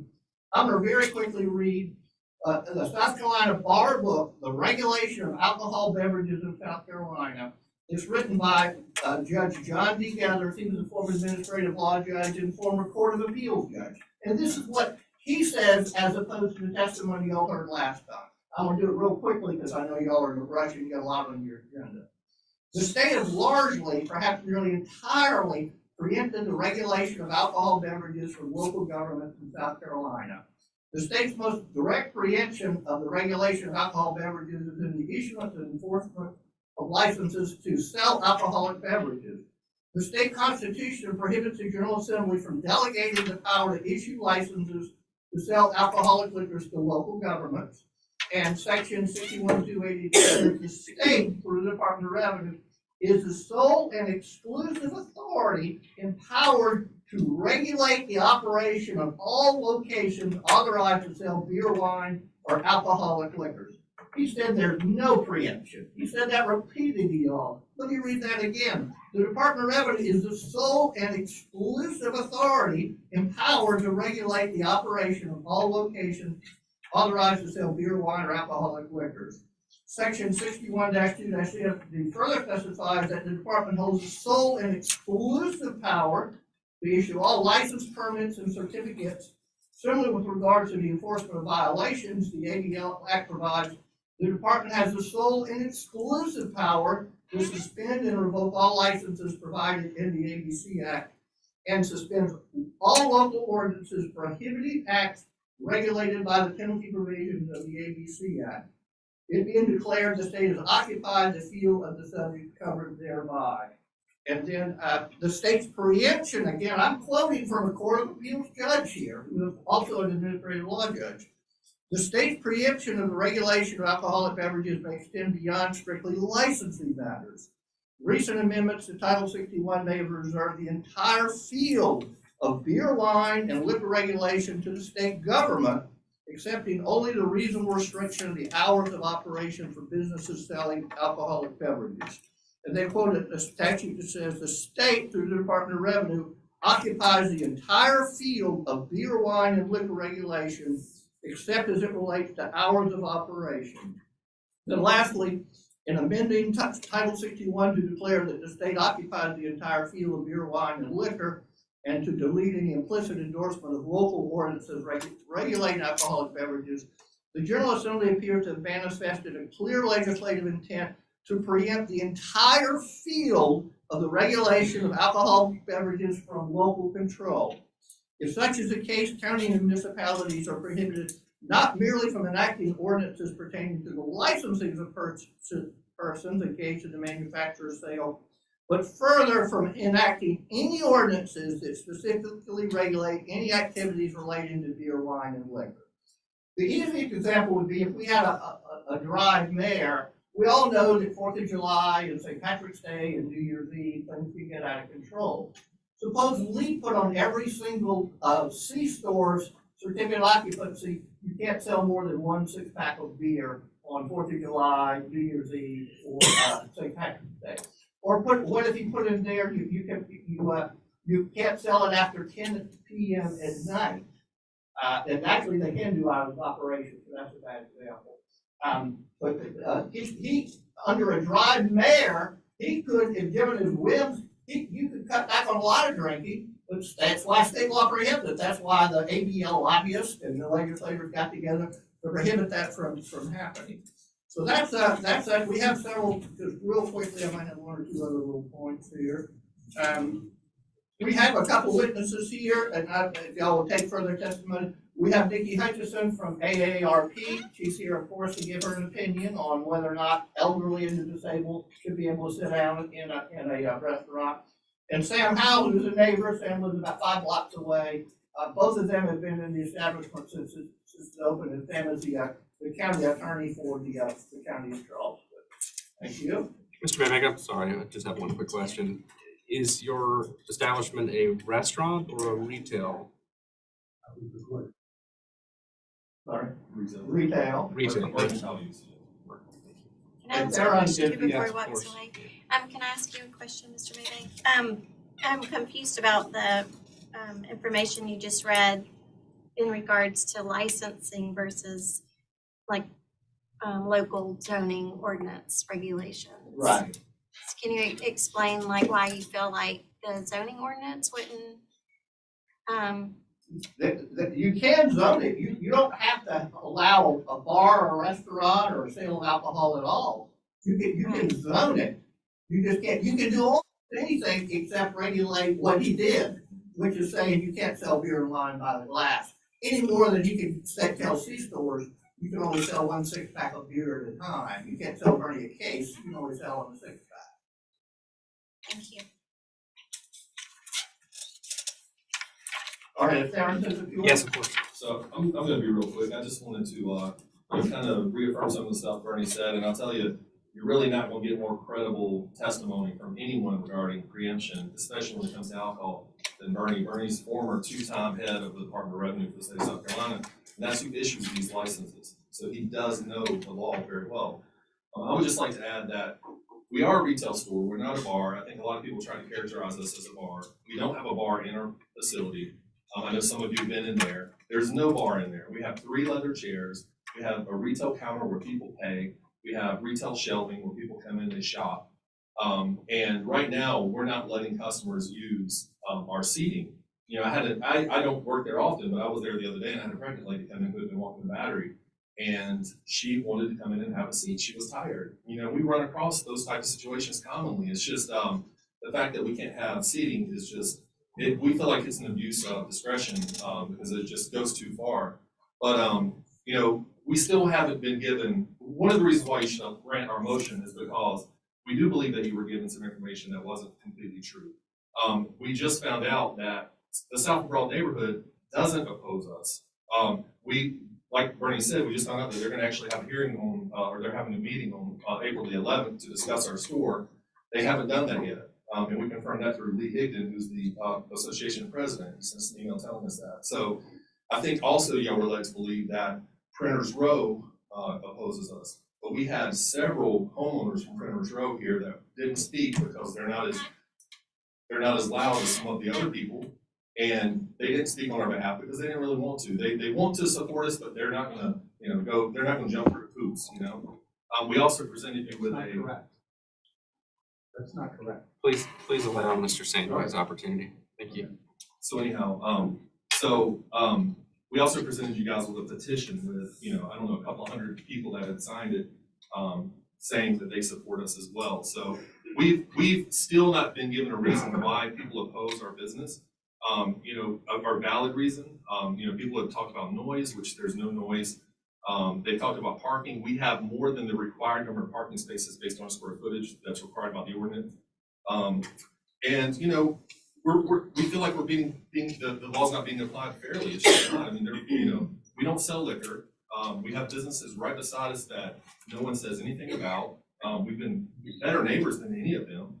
Today, when I left, from the other business across the street that does exactly what we want to do, one of the workers was sitting in a chair that looked like it came from Walmart, smoking a cigar on the sidewalk.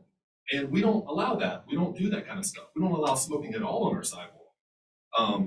But, you know, that's basically what I'd like to say. We would really appreciate it if you would let, our, people from AARP and others at least say a few words.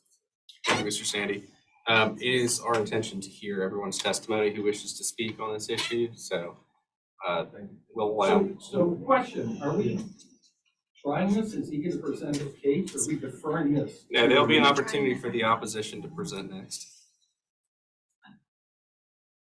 Chairman Nikki Hutchison, Associate State Director of AARP South Carolina and the manager of our advocacy. Mr. Chairman, might I ask you and your colleagues to raise your hand if you're over 50?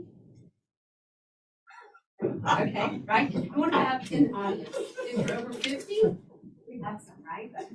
It might surprise you to hear that AARP South Carolina, we have 615,000 members. And as such, about a third of those members reside in the Low Country. If we're to drill it down even further, the majority of those people live in Charleston and abroad. So I'm here tonight to ask you to be thoughtful in your deliberation and to think about my seniors and some folks who are disabled. I have so many people in the vicinity near this establishment that used to enjoy walking over in their casual clothing with a spouse or a friend or a child or a pet, have a glass of bubbly, and go home. And they can no longer do that. And you might ask, well, Nikki, why don't they go to the bank? They want to get dressed and they don't want to go to a bar type establishment. So Mr. Sandy, I think, has provided a wonderful option for seniors in the South of Broad area.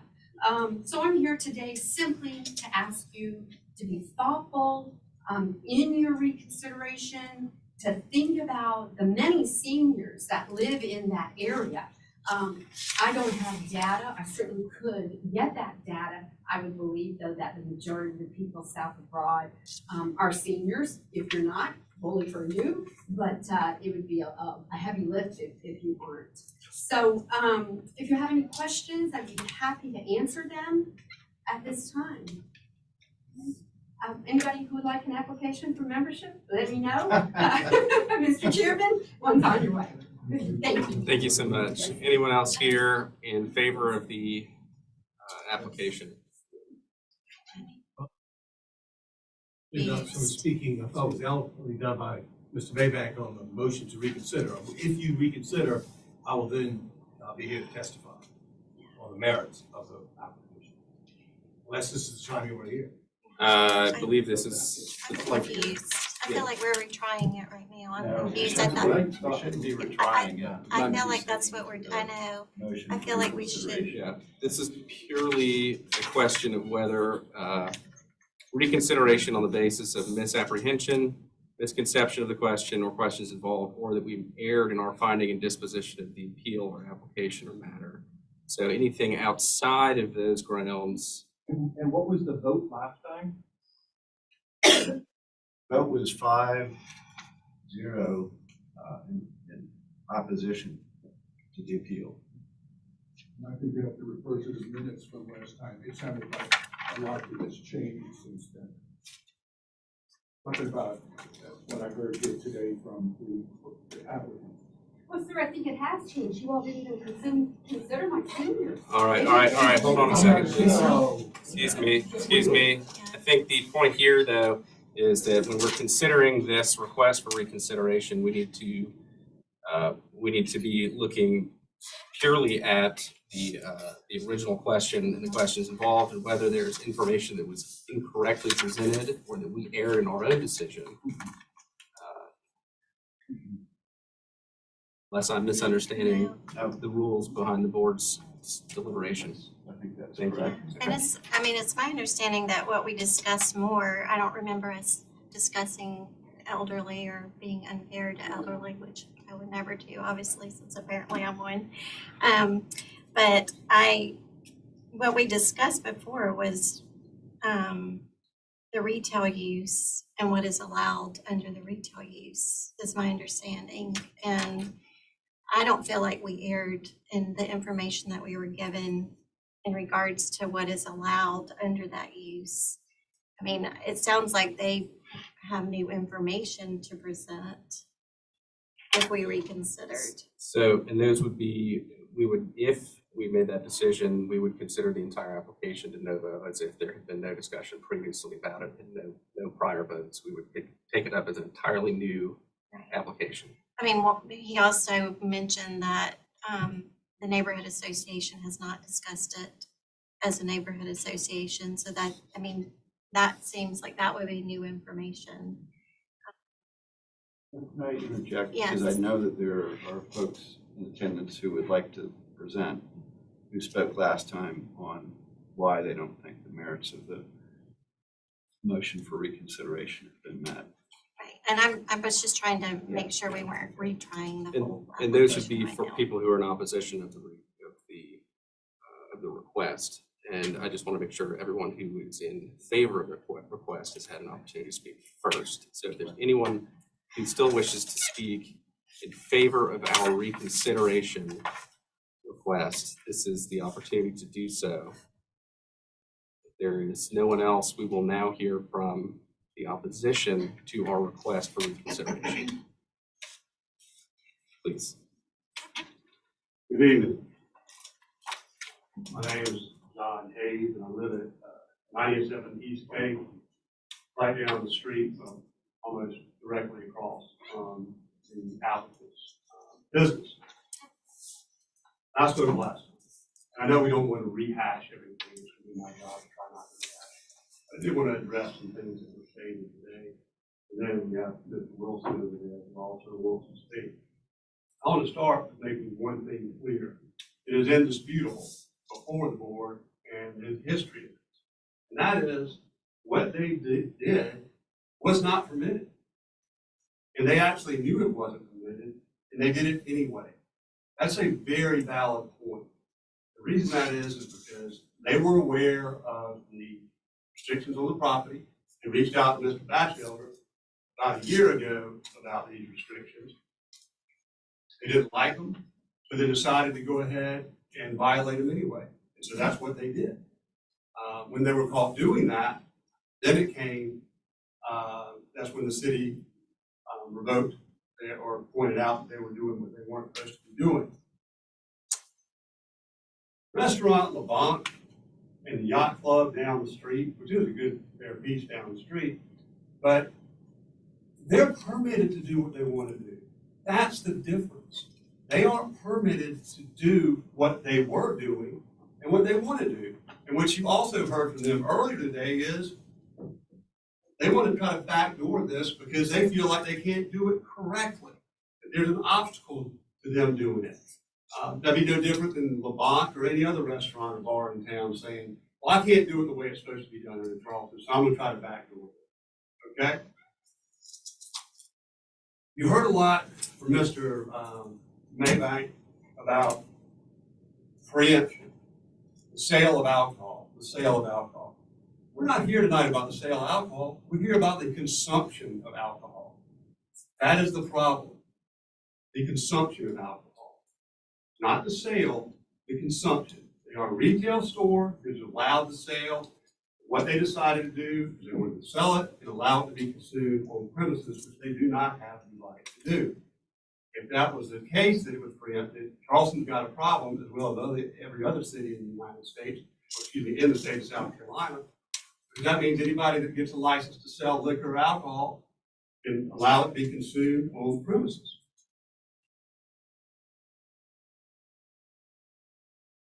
I have to take a little bit of exception about a place for elderly people to stay. With all due respect, this has nothing to do with elderly people. This has to do with the sale and consumption of alcohol. And to call it anything else, I think, is very disingenuous. The neighbors are against it. We're not here to rehash that. That was pointed out last time. But Renters Row, which is a condominium association across the street, is against it. There was comments on the board because he couldn't be here, but the HOA president for the one of the corners against it, and we have neighbors here that are against it as well. As far as new information about the CNA, I was given a written confirmation email from Lee Higdon, president of the CNA, that the CNA opposed it, as they have a right to do. And it's my understanding that Mr. Maybank has asked to meet with the board of the neighborhood association about that, which I am sure they are going to do. But asking for a meeting with the board that's already made a decision is a heck of a lot different than saying that they didn't make a decision in the first place. Okay? Back again to what we're here about tonight. It really doesn't matter. If I was for it, the best thing, and everybody in this room thinks it's the best thing to happen in the city of Charleston for them to open up this place. Not open it up, it's already opened up.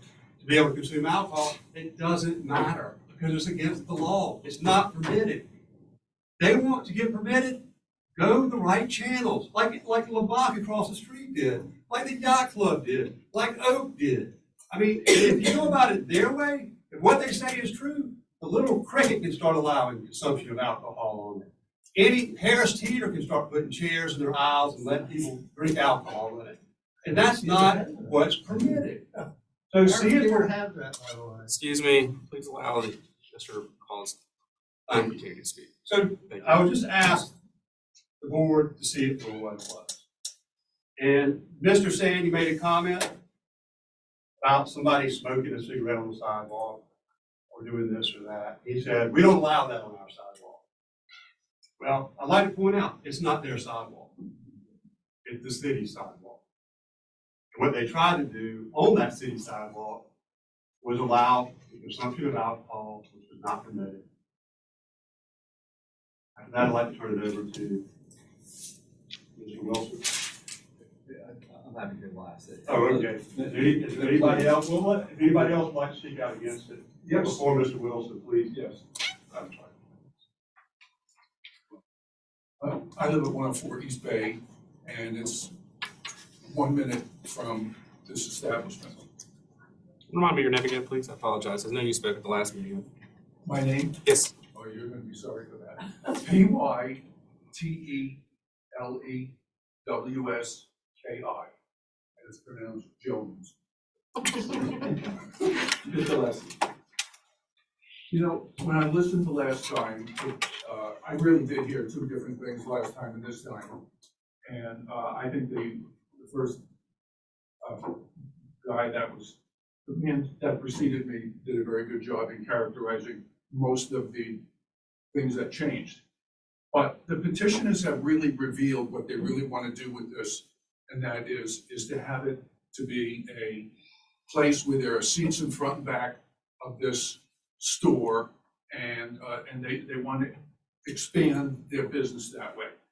And as a business person, they're going to do whatever they can to populate and promote those seats. When they told us last time that they were going to have 14 seats, but they wouldn't be full, and they'd have 25 seats and they wouldn't be full, his job as a businessman is to fill every seat for as long as he can during the entire day. So let's get in touch with them. Prior to this business being established, the location was a business where all the transactions were internal to the shop, and that's the way it should stay. The close proximity of this business to the exchange, which is on one side, and Rainbow Row was on the other.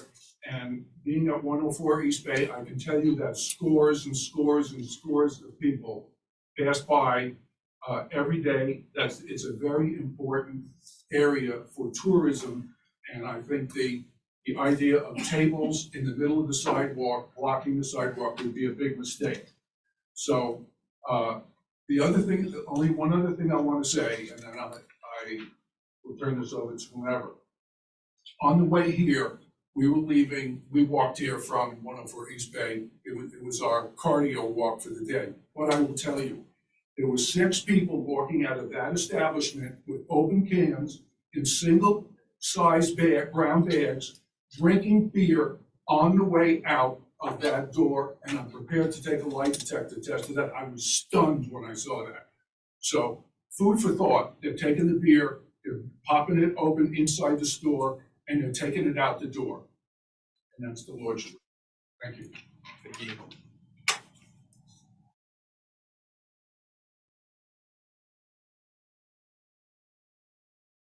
My name is Evan Mooney. I live at 21 East Elliott Street. My house is adjacent to the property that's under discussion today. I was not present at the last meeting. But what I would say is there's a great distinction between serving alcohol outside and inside. I frequent Lamont. They have no chairs on the street. I'd like to be a member one day of the Carolina Yacht Club if I'm never invited, but I do walk my dog past there. They don't have tables out on East Bay Street. The cigar bar on East Bay, King Street has no tables outside. So I'm a little surprised too that a pregnant woman would want to go to the beer store and have a seat so big. My view is that south of Broad is a residential neighborhood.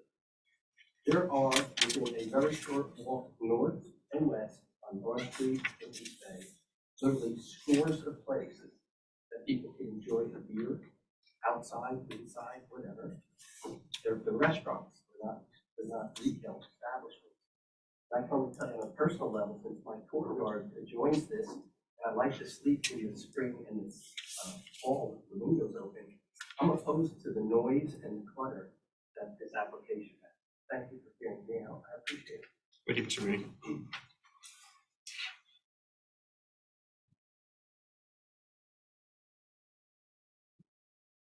How's it going, everyone? Sansville resident at 109 East Bay, directly across the street from the establishment. The first thing I wanted to ask was a clarification. The reconsideration is for every single one of the bullet point or the sections of the agenda, or are they being treated individually? Sorry, can you restate that question? Is the reconsideration for the entire, as they're listed all together as one, or are they being reconsidered individually? My understanding is, and Lee, you may be able to correct me on this, that we have we are considering it in its totality, and that if we reconsidered it, we would take it up. If we do overturn our prior decision, we would take it up completely from scratch. At which time the decision could then be, when it would be reconsidered, if it would be reconsidered, it may be, it may have conditions or some other aspects to it. Is that stating it correctly? Yeah, I think this is a appeal to the board to ask them to reconsider their decision that was made based on the testimony a month ago. So the testimony, the rehearing of it today is not appropriate.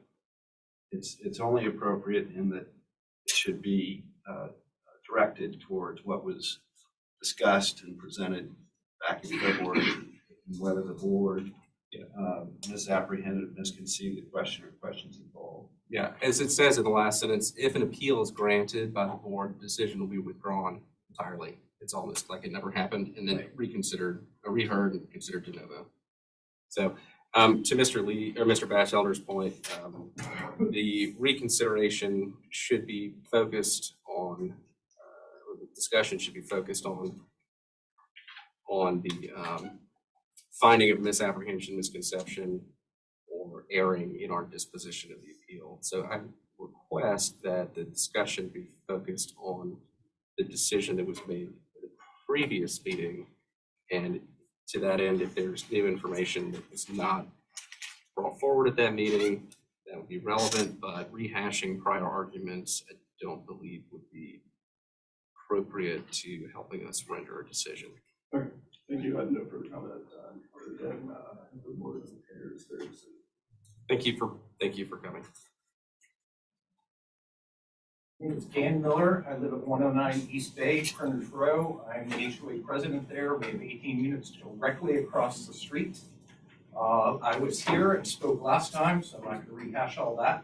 You guys voted 5-0 against the appeal, and made the right decision. We've heard nothing new here tonight that is different, besides chairs for the elderly, bringing in the AARP. They're trying to pull out all stops, and you have to be disappointed in yourself if you go back in your decision. Thank you.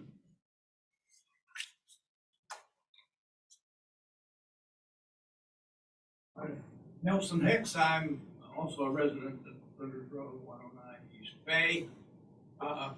There is absolutely no reason, and I was at the last hearing, no reason for you to be reconsidering this situation. This is a retail operation. It doesn't need chairs. It doesn't need tables. It was thoroughly hashed out in February, and I can see no reason for time that we've spent tonight, no reason that the board should be reconsidering the situation. And I only hope that I don't have to come back in another month to start from the very beginning. Thank you. Thank you, Mr. Hicks.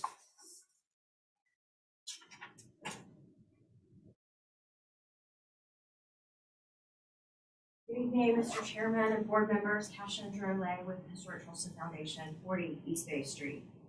I apologize, I did miss the prior meeting due to an obligation, but the decision made at the prior meeting was made based on the rule of law, the regulations that the city's put in place prior. And I think this request for reconsideration provides an important opportunity to comment and weigh in on rules and process and how important adherence to our rules and process is. Whether we like them or not, and enforcement of them are really part of how we've been able to strike a balance in the city that makes this place a good place to live, to work, to visit. HCF supports sidewalk dining. We support commercial uses in residential, historic commercial uses in residential neighborhoods where it's appropriate and where that sidewalk dining has adhered to the regulations in place. There is a path forward to be a restaurant, to be a bar with sidewalk dining. And whether it's intentional or not, this does feel like, and the intention is to skirt the rules because of the perception that that path may or may not be blocked. But on behalf of the foundation, we would encourage the applicant to respect the rules, adhere to the regulations that other businesses in the city do, and to follow that path. Thank you. Thank you, Mr. Lynn.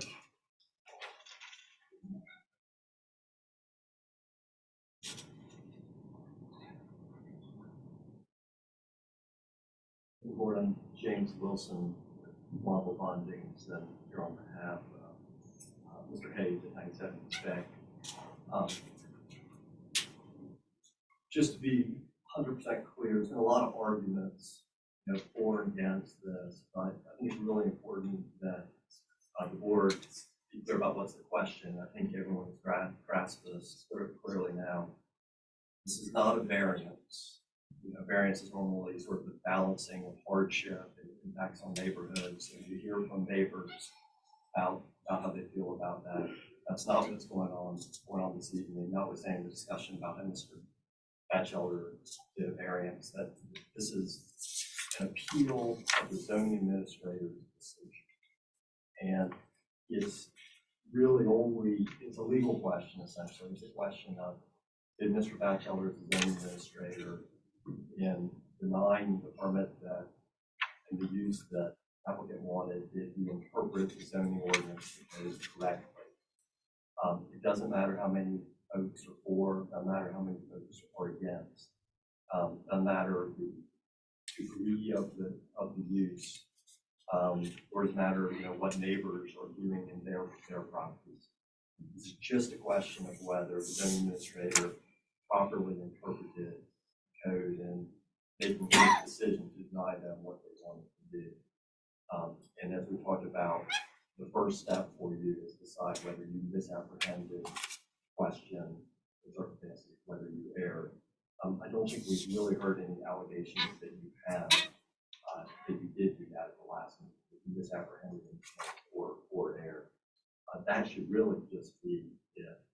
End of the story right here. But I just want to say substantively, just to confirm what, because I think we need to a little bit respond less to be interpreted as an error. To confirm substantively the zoning administration decision was correct. The key requirement here for a sidewalk cafe permit is that the business has to have a business license and CO for a restaurant. And remember, that's what they don't have. They have a business license and CO for a retail establishment to sell alcohol, but it's not a restaurant. Our zoning ordinance, and they're in the LB limited business zone, it allows you to have a restaurant there. But our zoning ordinance has certain requirements for that you have to meet to be licensed, have a business license and CO as a restaurant, which you have to have in order to have a sidewalk cafe permit. So that's what has not been satisfied here. And a lot is made of the conditions that were placed on the CO. Those conditions could be there or not. All those conditions did was they just put the applicant on notice. Hey, we're going to let you do some sampling here. Drinking a little sample, is that eating and drinking? Yeah, it is. I think the city actually was trying to accommodate the applicant. Say, yes, we're going to let you do that, even though you're not licensed as that.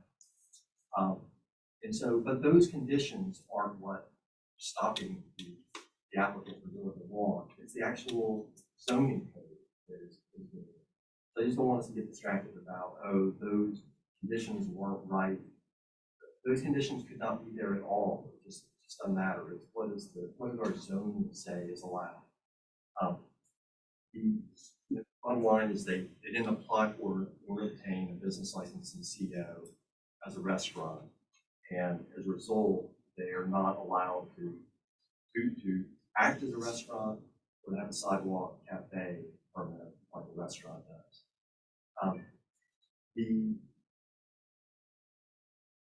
Just to hit the point about preemption, because it could be an argument where you err because you didn't understand preemption correctly. Our state regulation of alcohol does not. I absolutely maintain this still. It does not basically preempt our zoning laws. The state legislature authorized in the state statute cities and counties to have zoning. Zoning includes where and how restaurants can operate. That's what's going on here. That zoning is valid. That zoning ordinance is not preempted by the fact that the state is going to regulate sorts of service of alcohol. And I do think it's right that if you took that position, then basically, anybody could open a bar basically anywhere. Our law firm could say, yeah, we're also serving drinks down there. If we get a license on ABL, we could serve drinks on the sidewalk in front of our law firm, or any business could. And that, of course, completely flies in the face of what zoning tries to do, and what's authorized by the state. In short, the zoning administrator's decision to deny that this use was correct. On a decision to uphold the zoning administrator's decision was correct. And tonight, there is no plausible allegation that this board misapprehended or erred when it last considered this. For all those reasons, we respectfully ask the board to deny this. Thank you, Mr. Wilson. Anyone else in opposition? This time, Mr. Maybank will offer you, Mr. Sandy, an opportunity to rebut. And I'll do it real briefly. We've heard a whole bunch of references to zoning. Our property is zoned, allows service of glass of wine and beer by the drink. It allows the elderly and the disabled to sit down, and it allows sidewalk tables. We actually got the permit. We don't have to speculate whether we were properly zoned for a sidewalk table. We got the permit for it. So zoning has nothing to do with it. If he wanted to tear up our certificate of occupancy and just say, all right, you can do whatever the zoning law allows, we would be 1,000% fine. Because all we're trying to do is what zoning law allows. He's put in the special conditions to override the zoning. And that's why he has to go through and meet the same burden that all the other property owners has to meet in front of you. He's got to prove those 3 conditions. The property is unique. Well, it's not unique. 3 blocks from the largest bar in Charleston. It's right across the street from 2 bars. So he's got to prove those conditions. The other thing, tacky to get into it, these people moved into my neighborhood 100 years, 60 years, 50 years after it was zoned commercial. They made a deliberate decision to move into there. They didn't have to. They chose to move into a neighborhood that was zoned commercial. That was a decision that they made. And so they can't, you can always complain about it later, but that's a decision they made. Aaron, I'll turn it over to you. I'm just gonna add a few things. I mean, I'd like to say that, zoning, like Bernie said, absolutely allows what we want to do. The reason why we're here is because of the special conditions. If the special conditions don't matter, then remove them. We'd be happy. We wouldn't be here right now. We'd be open and we would be serving because we'd be allowed to do that. I think Mr. Batchelder will agree with that. That's what prevents us from serving on premise right now. And our contention last time was that if you read the special conditions, they are illegal. They actually authorize an illegal act. So they're invalid. And that was our argument the whole time. They are trying to regulate how alcohol is served, and only the state can do that. And that's what preemption is. You can't do that. You can regulate the use, but you can't say you can give free samples when state law says you can't do free samples if you have an on-premise license. That's what state law says. And we do have all the proper licenses. They're zoned properly. And I'm gonna give you a reason why you can grant our motion for reconsideration. This is very simple, because you guys were told last time that the Charlestown Neighborhood Association opposes our use, and it's just not true. Bernie got an email from Lee Higdon that said they're gonna talk about it for the first time on April the 11th. I think they should grant our motion so that we can have another hearing, let them establish their position, and then see where everyone's at that point. Because we didn't get a fair shot. We're not asking for a variance. We're not asking for anything special. We just want to be able to do what we're allowed to do. For Mr. Hayes to say that we did stuff that was illegal by doing stuff that we weren't permitted for is just not true. We were permitted for sidewalk tables. We had sidewalk tables. We're allowed to do that. And I don't want you to forget, I actually emailed Mr. Batchelder, a year before we even started the project because it was COVID. And I got confirmation that yes, you can serve alcohol on premise. And it's allowed for mercantile use. It's called an accessory use. It is allowed. So I will tell you that, the decision though for you guys to allow us a new hearing is because you got false information last time. This wasn't true. So thank you. Thank you, Mr. Sandy. At this point, we will close the public portion and turn just to the board unless there are questions from the board among themselves or for the public.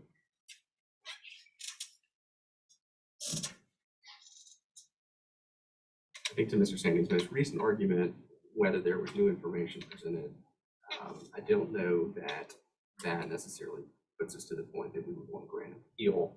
While the Charlestown Neighborhood Association is one public entity made up of the neighbors, we also heard from many people from the public who spoke.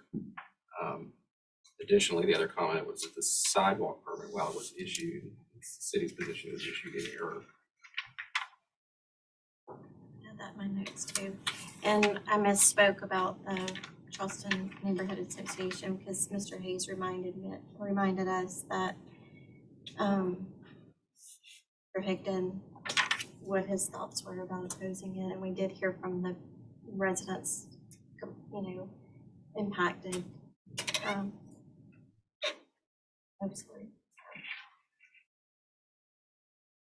Any thoughts on to how this test is met or not met?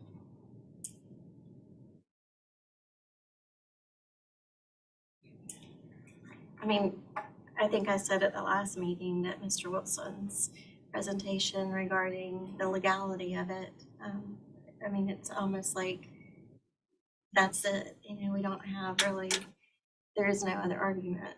If it's not legal, it's not legal. And I think Mr. Batchelder's presentation also, illustrated that point. Last time. Yeah, the last meeting. The only thing new that I really heard today was the preemption. Didn't hear the preemption argument before. I think if there's a definitive answer to the preemption is that yes, the ordinance or the way that we wrote the special exception violated preemption. Something new and different that would be grounds for a rehearing of the entire process. But there's not a decision. There's not a definitive answer on preemption. So I would love to know that, but we don't know that today. And then I guess the second thing is, I think there was discussion about that there may have been an attempt or an applied attempt to apply for rezoning. Has there been an application for rezoning? No, there's not been an application for rezoning or to go to a restaurant bar. Excuse me, we actually did apply over a month ago. It's on hold right now because there was a hold placed on our account, and so they can't move forward.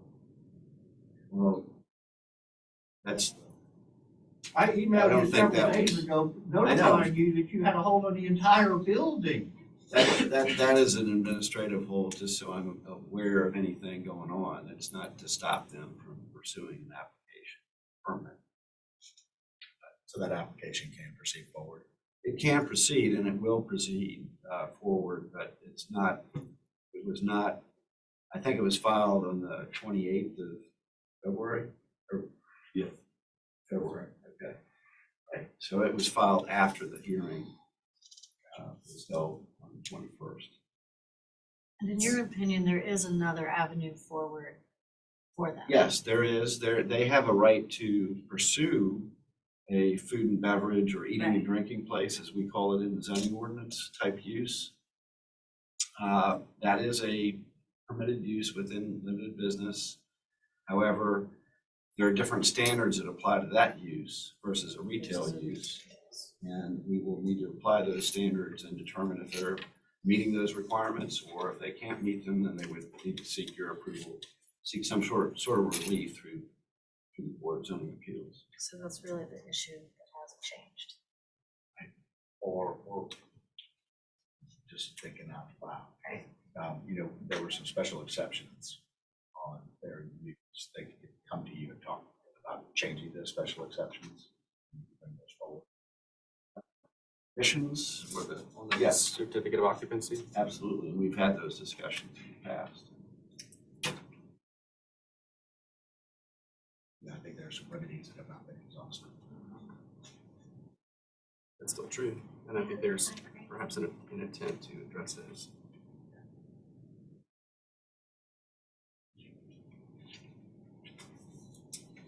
And again, I personally think y'all want to try to do makes sense, but I'm not sure that this is the right.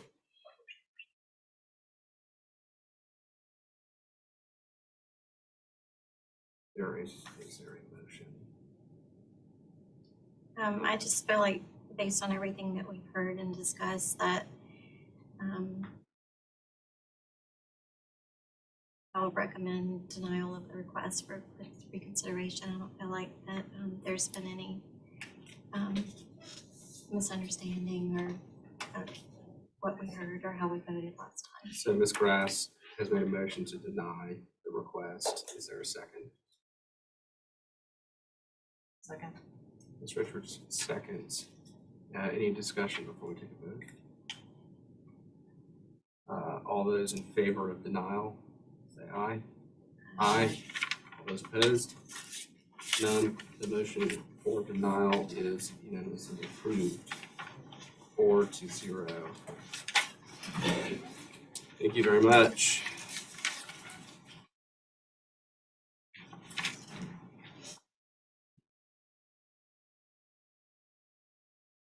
The The next item on the agenda is B4, 375 King Street, TMS number 457-04-02-025, zone general business.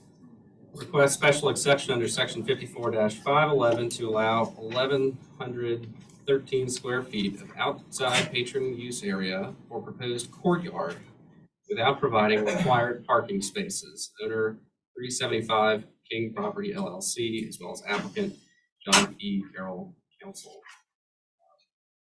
We'll note that the slide that's on the screen does not have a section of this application struck. That is the 593 square foot of outside patron use area for proposed rooftop, of which 14 spaces are required. That is in fact 9 spaces are required because the proposed rooftop is not part of this application. Mr. Batchelder. So that is correct. 375 King Street, a commercial building on King Street. You'll see on this zoning map that the building occupies about 2/3 of the property, and then in the rear third of the property is an open space. And here's an aerial view. It's a narrow building, kind of sandwiched between 2 taller buildings.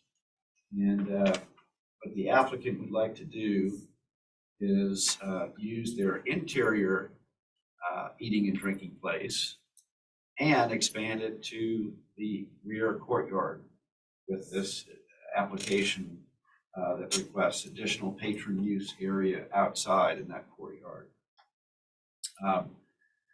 So this is a design for the proposed courtyard.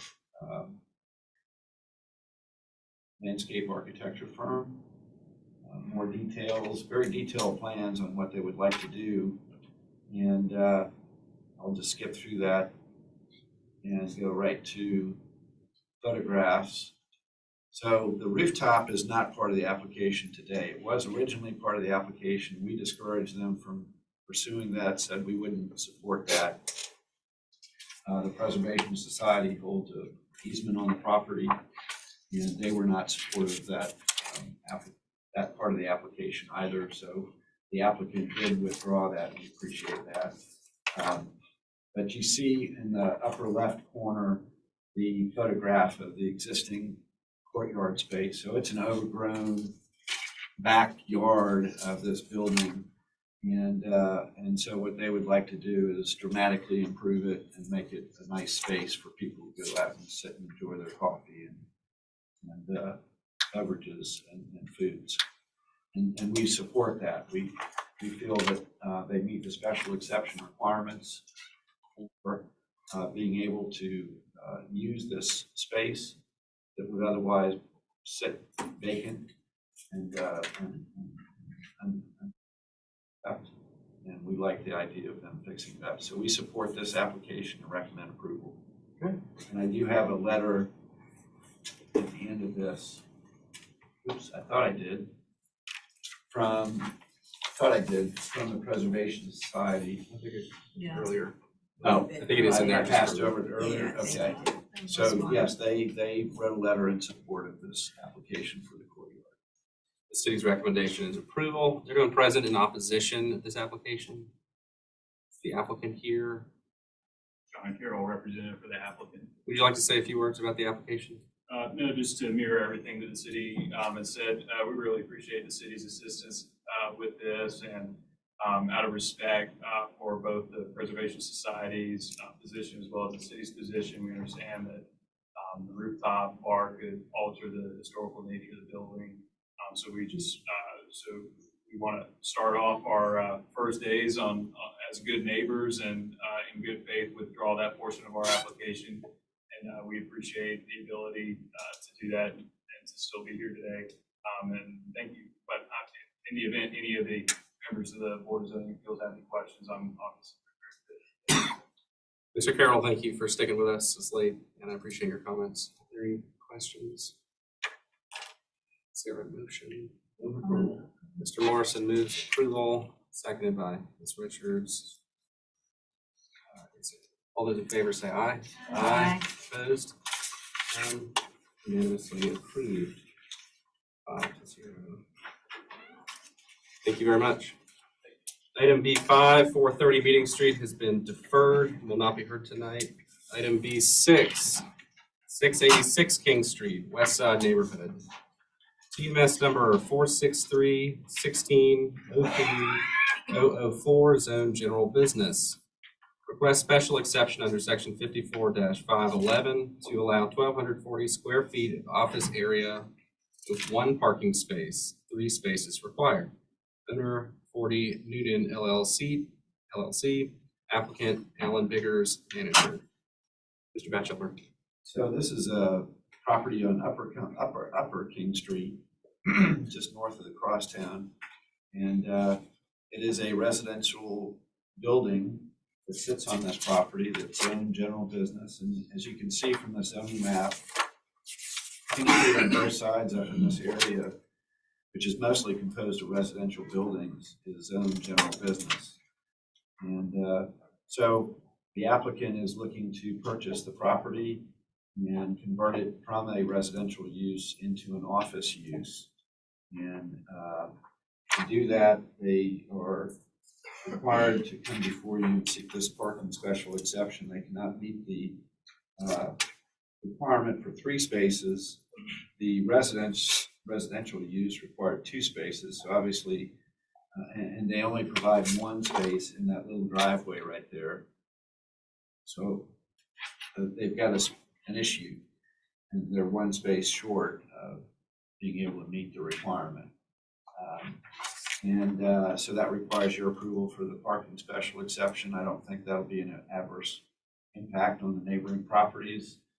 And there really is no other place to find leased parking in this area of King Street. So I think they met the special exception test, and I recommend approval to you. And I'll just point out that prior to these people coming forward and seeking this approval, I had a request to convert this to a eating and drinking establishment, which was going to require a lot more parking.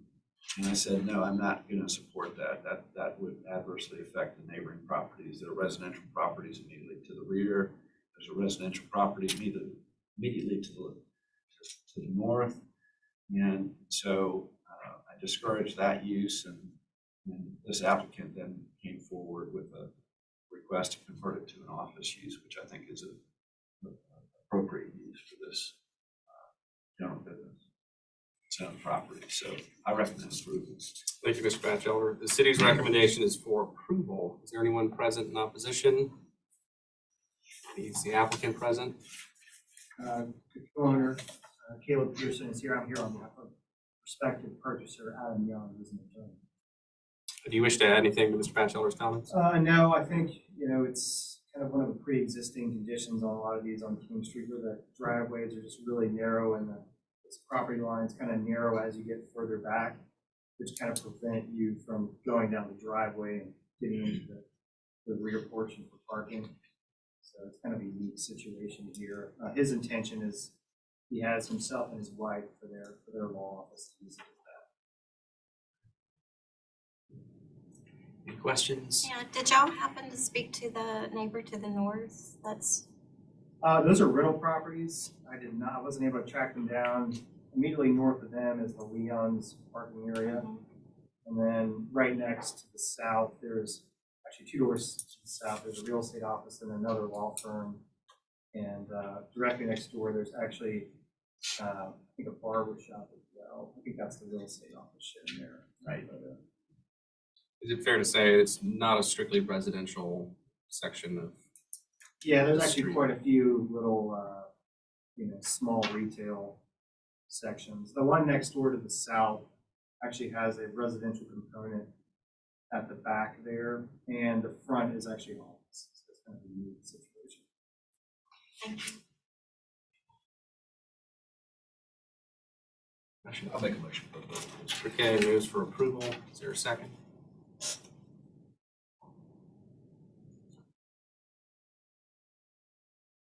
Motion. All those in favor? Aye. Aye. All those opposed? Opposed. The motion for approval is unanimously. sticking with us. Item number B7, 2 Parkwood Avenue, Hampton Park Terrace. TMS number 460-07-01-091, zone DR1F. Request special exception under section 54-110 to allow vertical extension, master bedroom, closet, bathroom, to a non-conforming building footprint having a 1-foot north side setback, 3 feet required. Owner, Stuart Sanford and Kelly Young. Applicant, Andrew Julie O'Connor, American Vernacular, Inc. You can call me Julie. Julie, thank you. Mr. Batchelder. 2 Parkwood Avenue, residential property in Hampton Park Terrace. Sits on the corner of Parkwood Avenue and Sumter Street, shown on the zoning map. This is a view of the front of the property. And the actual addition is a second-story addition back here on the back portion of the house. So you'll see that in the side elevations. This is a view of the front of the property. There's really no change from this perspective. Photographs of existing, site plans, proposed and existing. So again, this is the front view. There's no real change between the existing proposed. But the as-built elevation versus the proposed elevation on the bottom shows the addition of this second floor space right here. And that space requires your approval for a special exception because it sits 1 foot from the north side property line, where 3 feet is actually required. So small encroachment into that north side property line. But that is the extent of the application. This is the view from the south, showing that second floor addition. And floor plans, roof plan, shaded areas, the new roof area being added. These are letters of support, which include the property owner who lives immediately to the north at 4 Parkwood Avenue, indicating they're fine with this. So our recommendation is for approval. These recommendations for approval. Anyone present in opposition? Ms. O'Connor, would you wish to speak on behalf of the application? I'm here for questions. Thank you. Move for approval. Move for approval by Ms. Grass. Is there a Yep. second? Second by Ms. Richards. All those in favor say aye. Aye. Opposed? None. The motion for approval is unanimous. Thank you. Thank you. Good night. Have a good evening. Item B8, 5 Rose Lane, Cannonboro, Elliottboro, TMS number 460-08-03-116, zone DR2F. Request special exception under section 54-501 to allow construction of a single-family residence on a lot of insufficient size. Lot area 968 square feet, 2,500 square feet required. Request variance from section 54-301 to allow construction of a single-family residence having a 1 foot north side setback, a 3 foot south side setback, a 4 foot total side setback, and a 62% lot occupancy. 3 feet, 7 feet, and 10 feet required, 50% lot occupancy limitation. Request variance from section 54-317 to allow construction of a single-family residence without providing off-street parking. 2 spaces required. Owner Cameron Glaws. Applicant Andrew Gould. Designer Mr. Batchelder. So this is a very small vacant lot, zoned residential, and 968 square feet in size. 2,500 square feet is the minimum size required by the zoning district, so well short of the minimum requirement for lot size. But as you see on the zoning map, this property is very similar in size to many other properties in the immediate vicinity on Rose Lane and Sire Street. So the idea of placing a house on this lot is not out of question here. And I believe that this was originally created as a single-family house lot. The house to the north is small. The 2 houses to the west on Sire Street on similar size lots are quite large for those lots, and what's proposed here is a fairly sizable home on this on this small lot, but I think it works well on the lot. So here's an aerial view, and you can see the commercial use to the south along Spring Street, the parking lot behind the commercial building that sits behind the parking right off of the Spring Street. So the lot is impacted by that commercial use. Here's a view looking down Rose Lane from Spring Street at the commercial building, the parking lot, and then beyond that fence is the vacant lot that we're talking about tonight. So here's a view of the lot, and another view of the house to the north, and a lot squeezed, sandwiched between the fence and the house. So the proposal is to construct this two-story house on the property. These are the floor plans. That's the second floor. You see the first and second floor shown here. This is an elevation showing the proposed house. There is also a request to provide, not provide any off-street parking on this lot. Again, the lot to the north and the lots on Sire Street that are similar in size do not have off-street parking. And the lot is just too small to be able to accommodate both the house and the parking. So again, that request is not out of the ordinary, and I think suitable given the size of the lot. And final thing is that the immediate neighbor to the north at 5 Rose Lane is supportive of this request.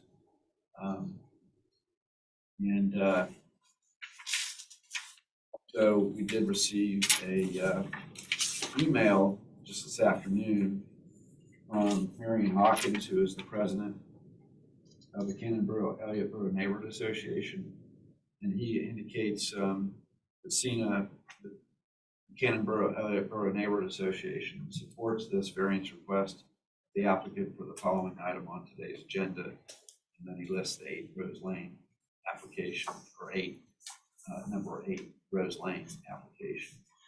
And so our recommendation is for approval of this. We feel that they meet the variance requirements, variance test and special exception requirements. We support the construction of a single family home on this lot. Thank you, Mr. Batchelder. The city's recommendation is for approval of the special exception and 2 variances. Anyone here in opposition? Mr. Gould, you wish to speak on behalf of the application? No, I need that question. Does the board have any questions? I just have one question. Lee, is that an area that's a residential parking zone district?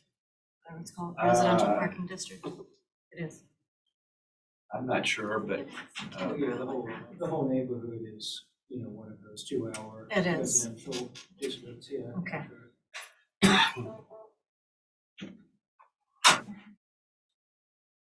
Further questions? Discussion? Cool. Mr. Morrison moves approval. Is there a second? Seconded by Mr. McKay. All those in favor, say aye. Aye. Opposed? None opposed. The motion carries unanimously for approval. Thank you very much.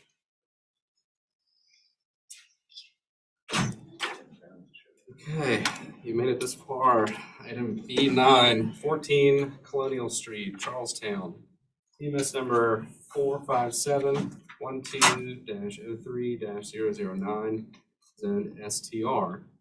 Request special exception under section 54-110 to allow a vertical extension bedroom, bathroom, balcony to a non-conforming building footprint having a 2-foot north side setback, a 20.2-foot rear setback, 6 feet and 25 feet required. Request variance from section 54-301 to allow porch enclosure, kitchen expansion, mudroom, having a 20.2-foot rear setback, 25 feet required. Owner Clayton and Rachel Coward, and applicant Thomas Smith Architects. Mr. Batchelder. So This is an existing house just south of Broad on Colonial. Right now, there's no change to the front. This change that's proposed is on the back. And right now, there is a porch on the back. Elevation, I guess. Anyway, there's a porch on the back, and it's shown here. It's a one-story porch off the back of the two-story house. And what is proposed is a change to that porch so that it becomes enclosed area on 2 stories. So 2-story addition where the porch currently is. I've highlighted that space right here. And you can see on the north side that it has a very narrow setback from the property line. This dashed line indicates the required setbacks. And so you've got the north side encroachment into the setback, and then you also have a variance to encroach into the required rear 25-foot rear setback. So these are the existing photographs. So here you see the one-story porch on the back of the house replaced.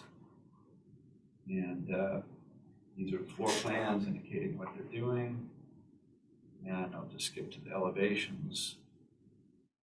New proposed rear addition, rear elevation is shown here. Losing my voice. And the addition is shown here in the side elevation versus what's there today.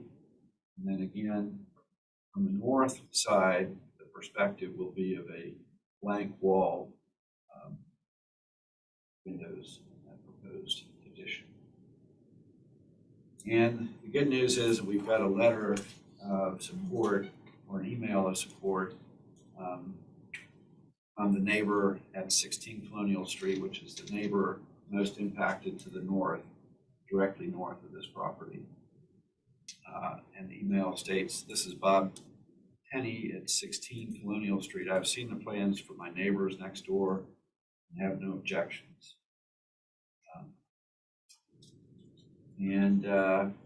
This is the email here as well. So our recommendation is for approval of this. We feel that they meet the requirements. And I'll just say, we've had applications over the years for these properties on Colonial Street. You can see that they're very shallow. And so oftentimes you'll see applications to do something on the back of the property. You can't do it on the front, so you do it on the back.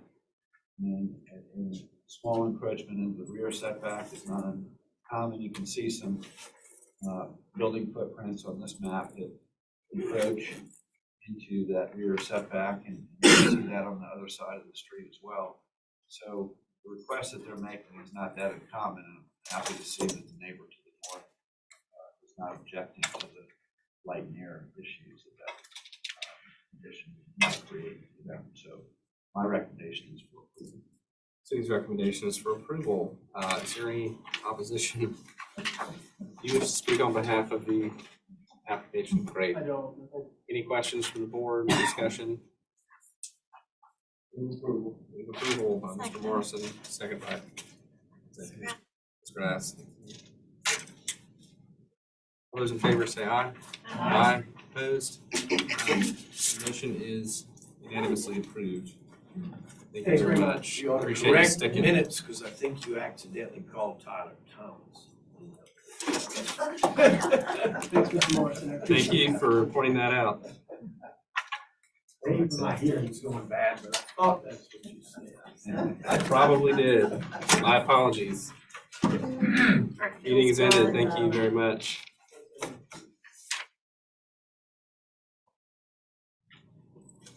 Well done on your talk this time of night, Tyler.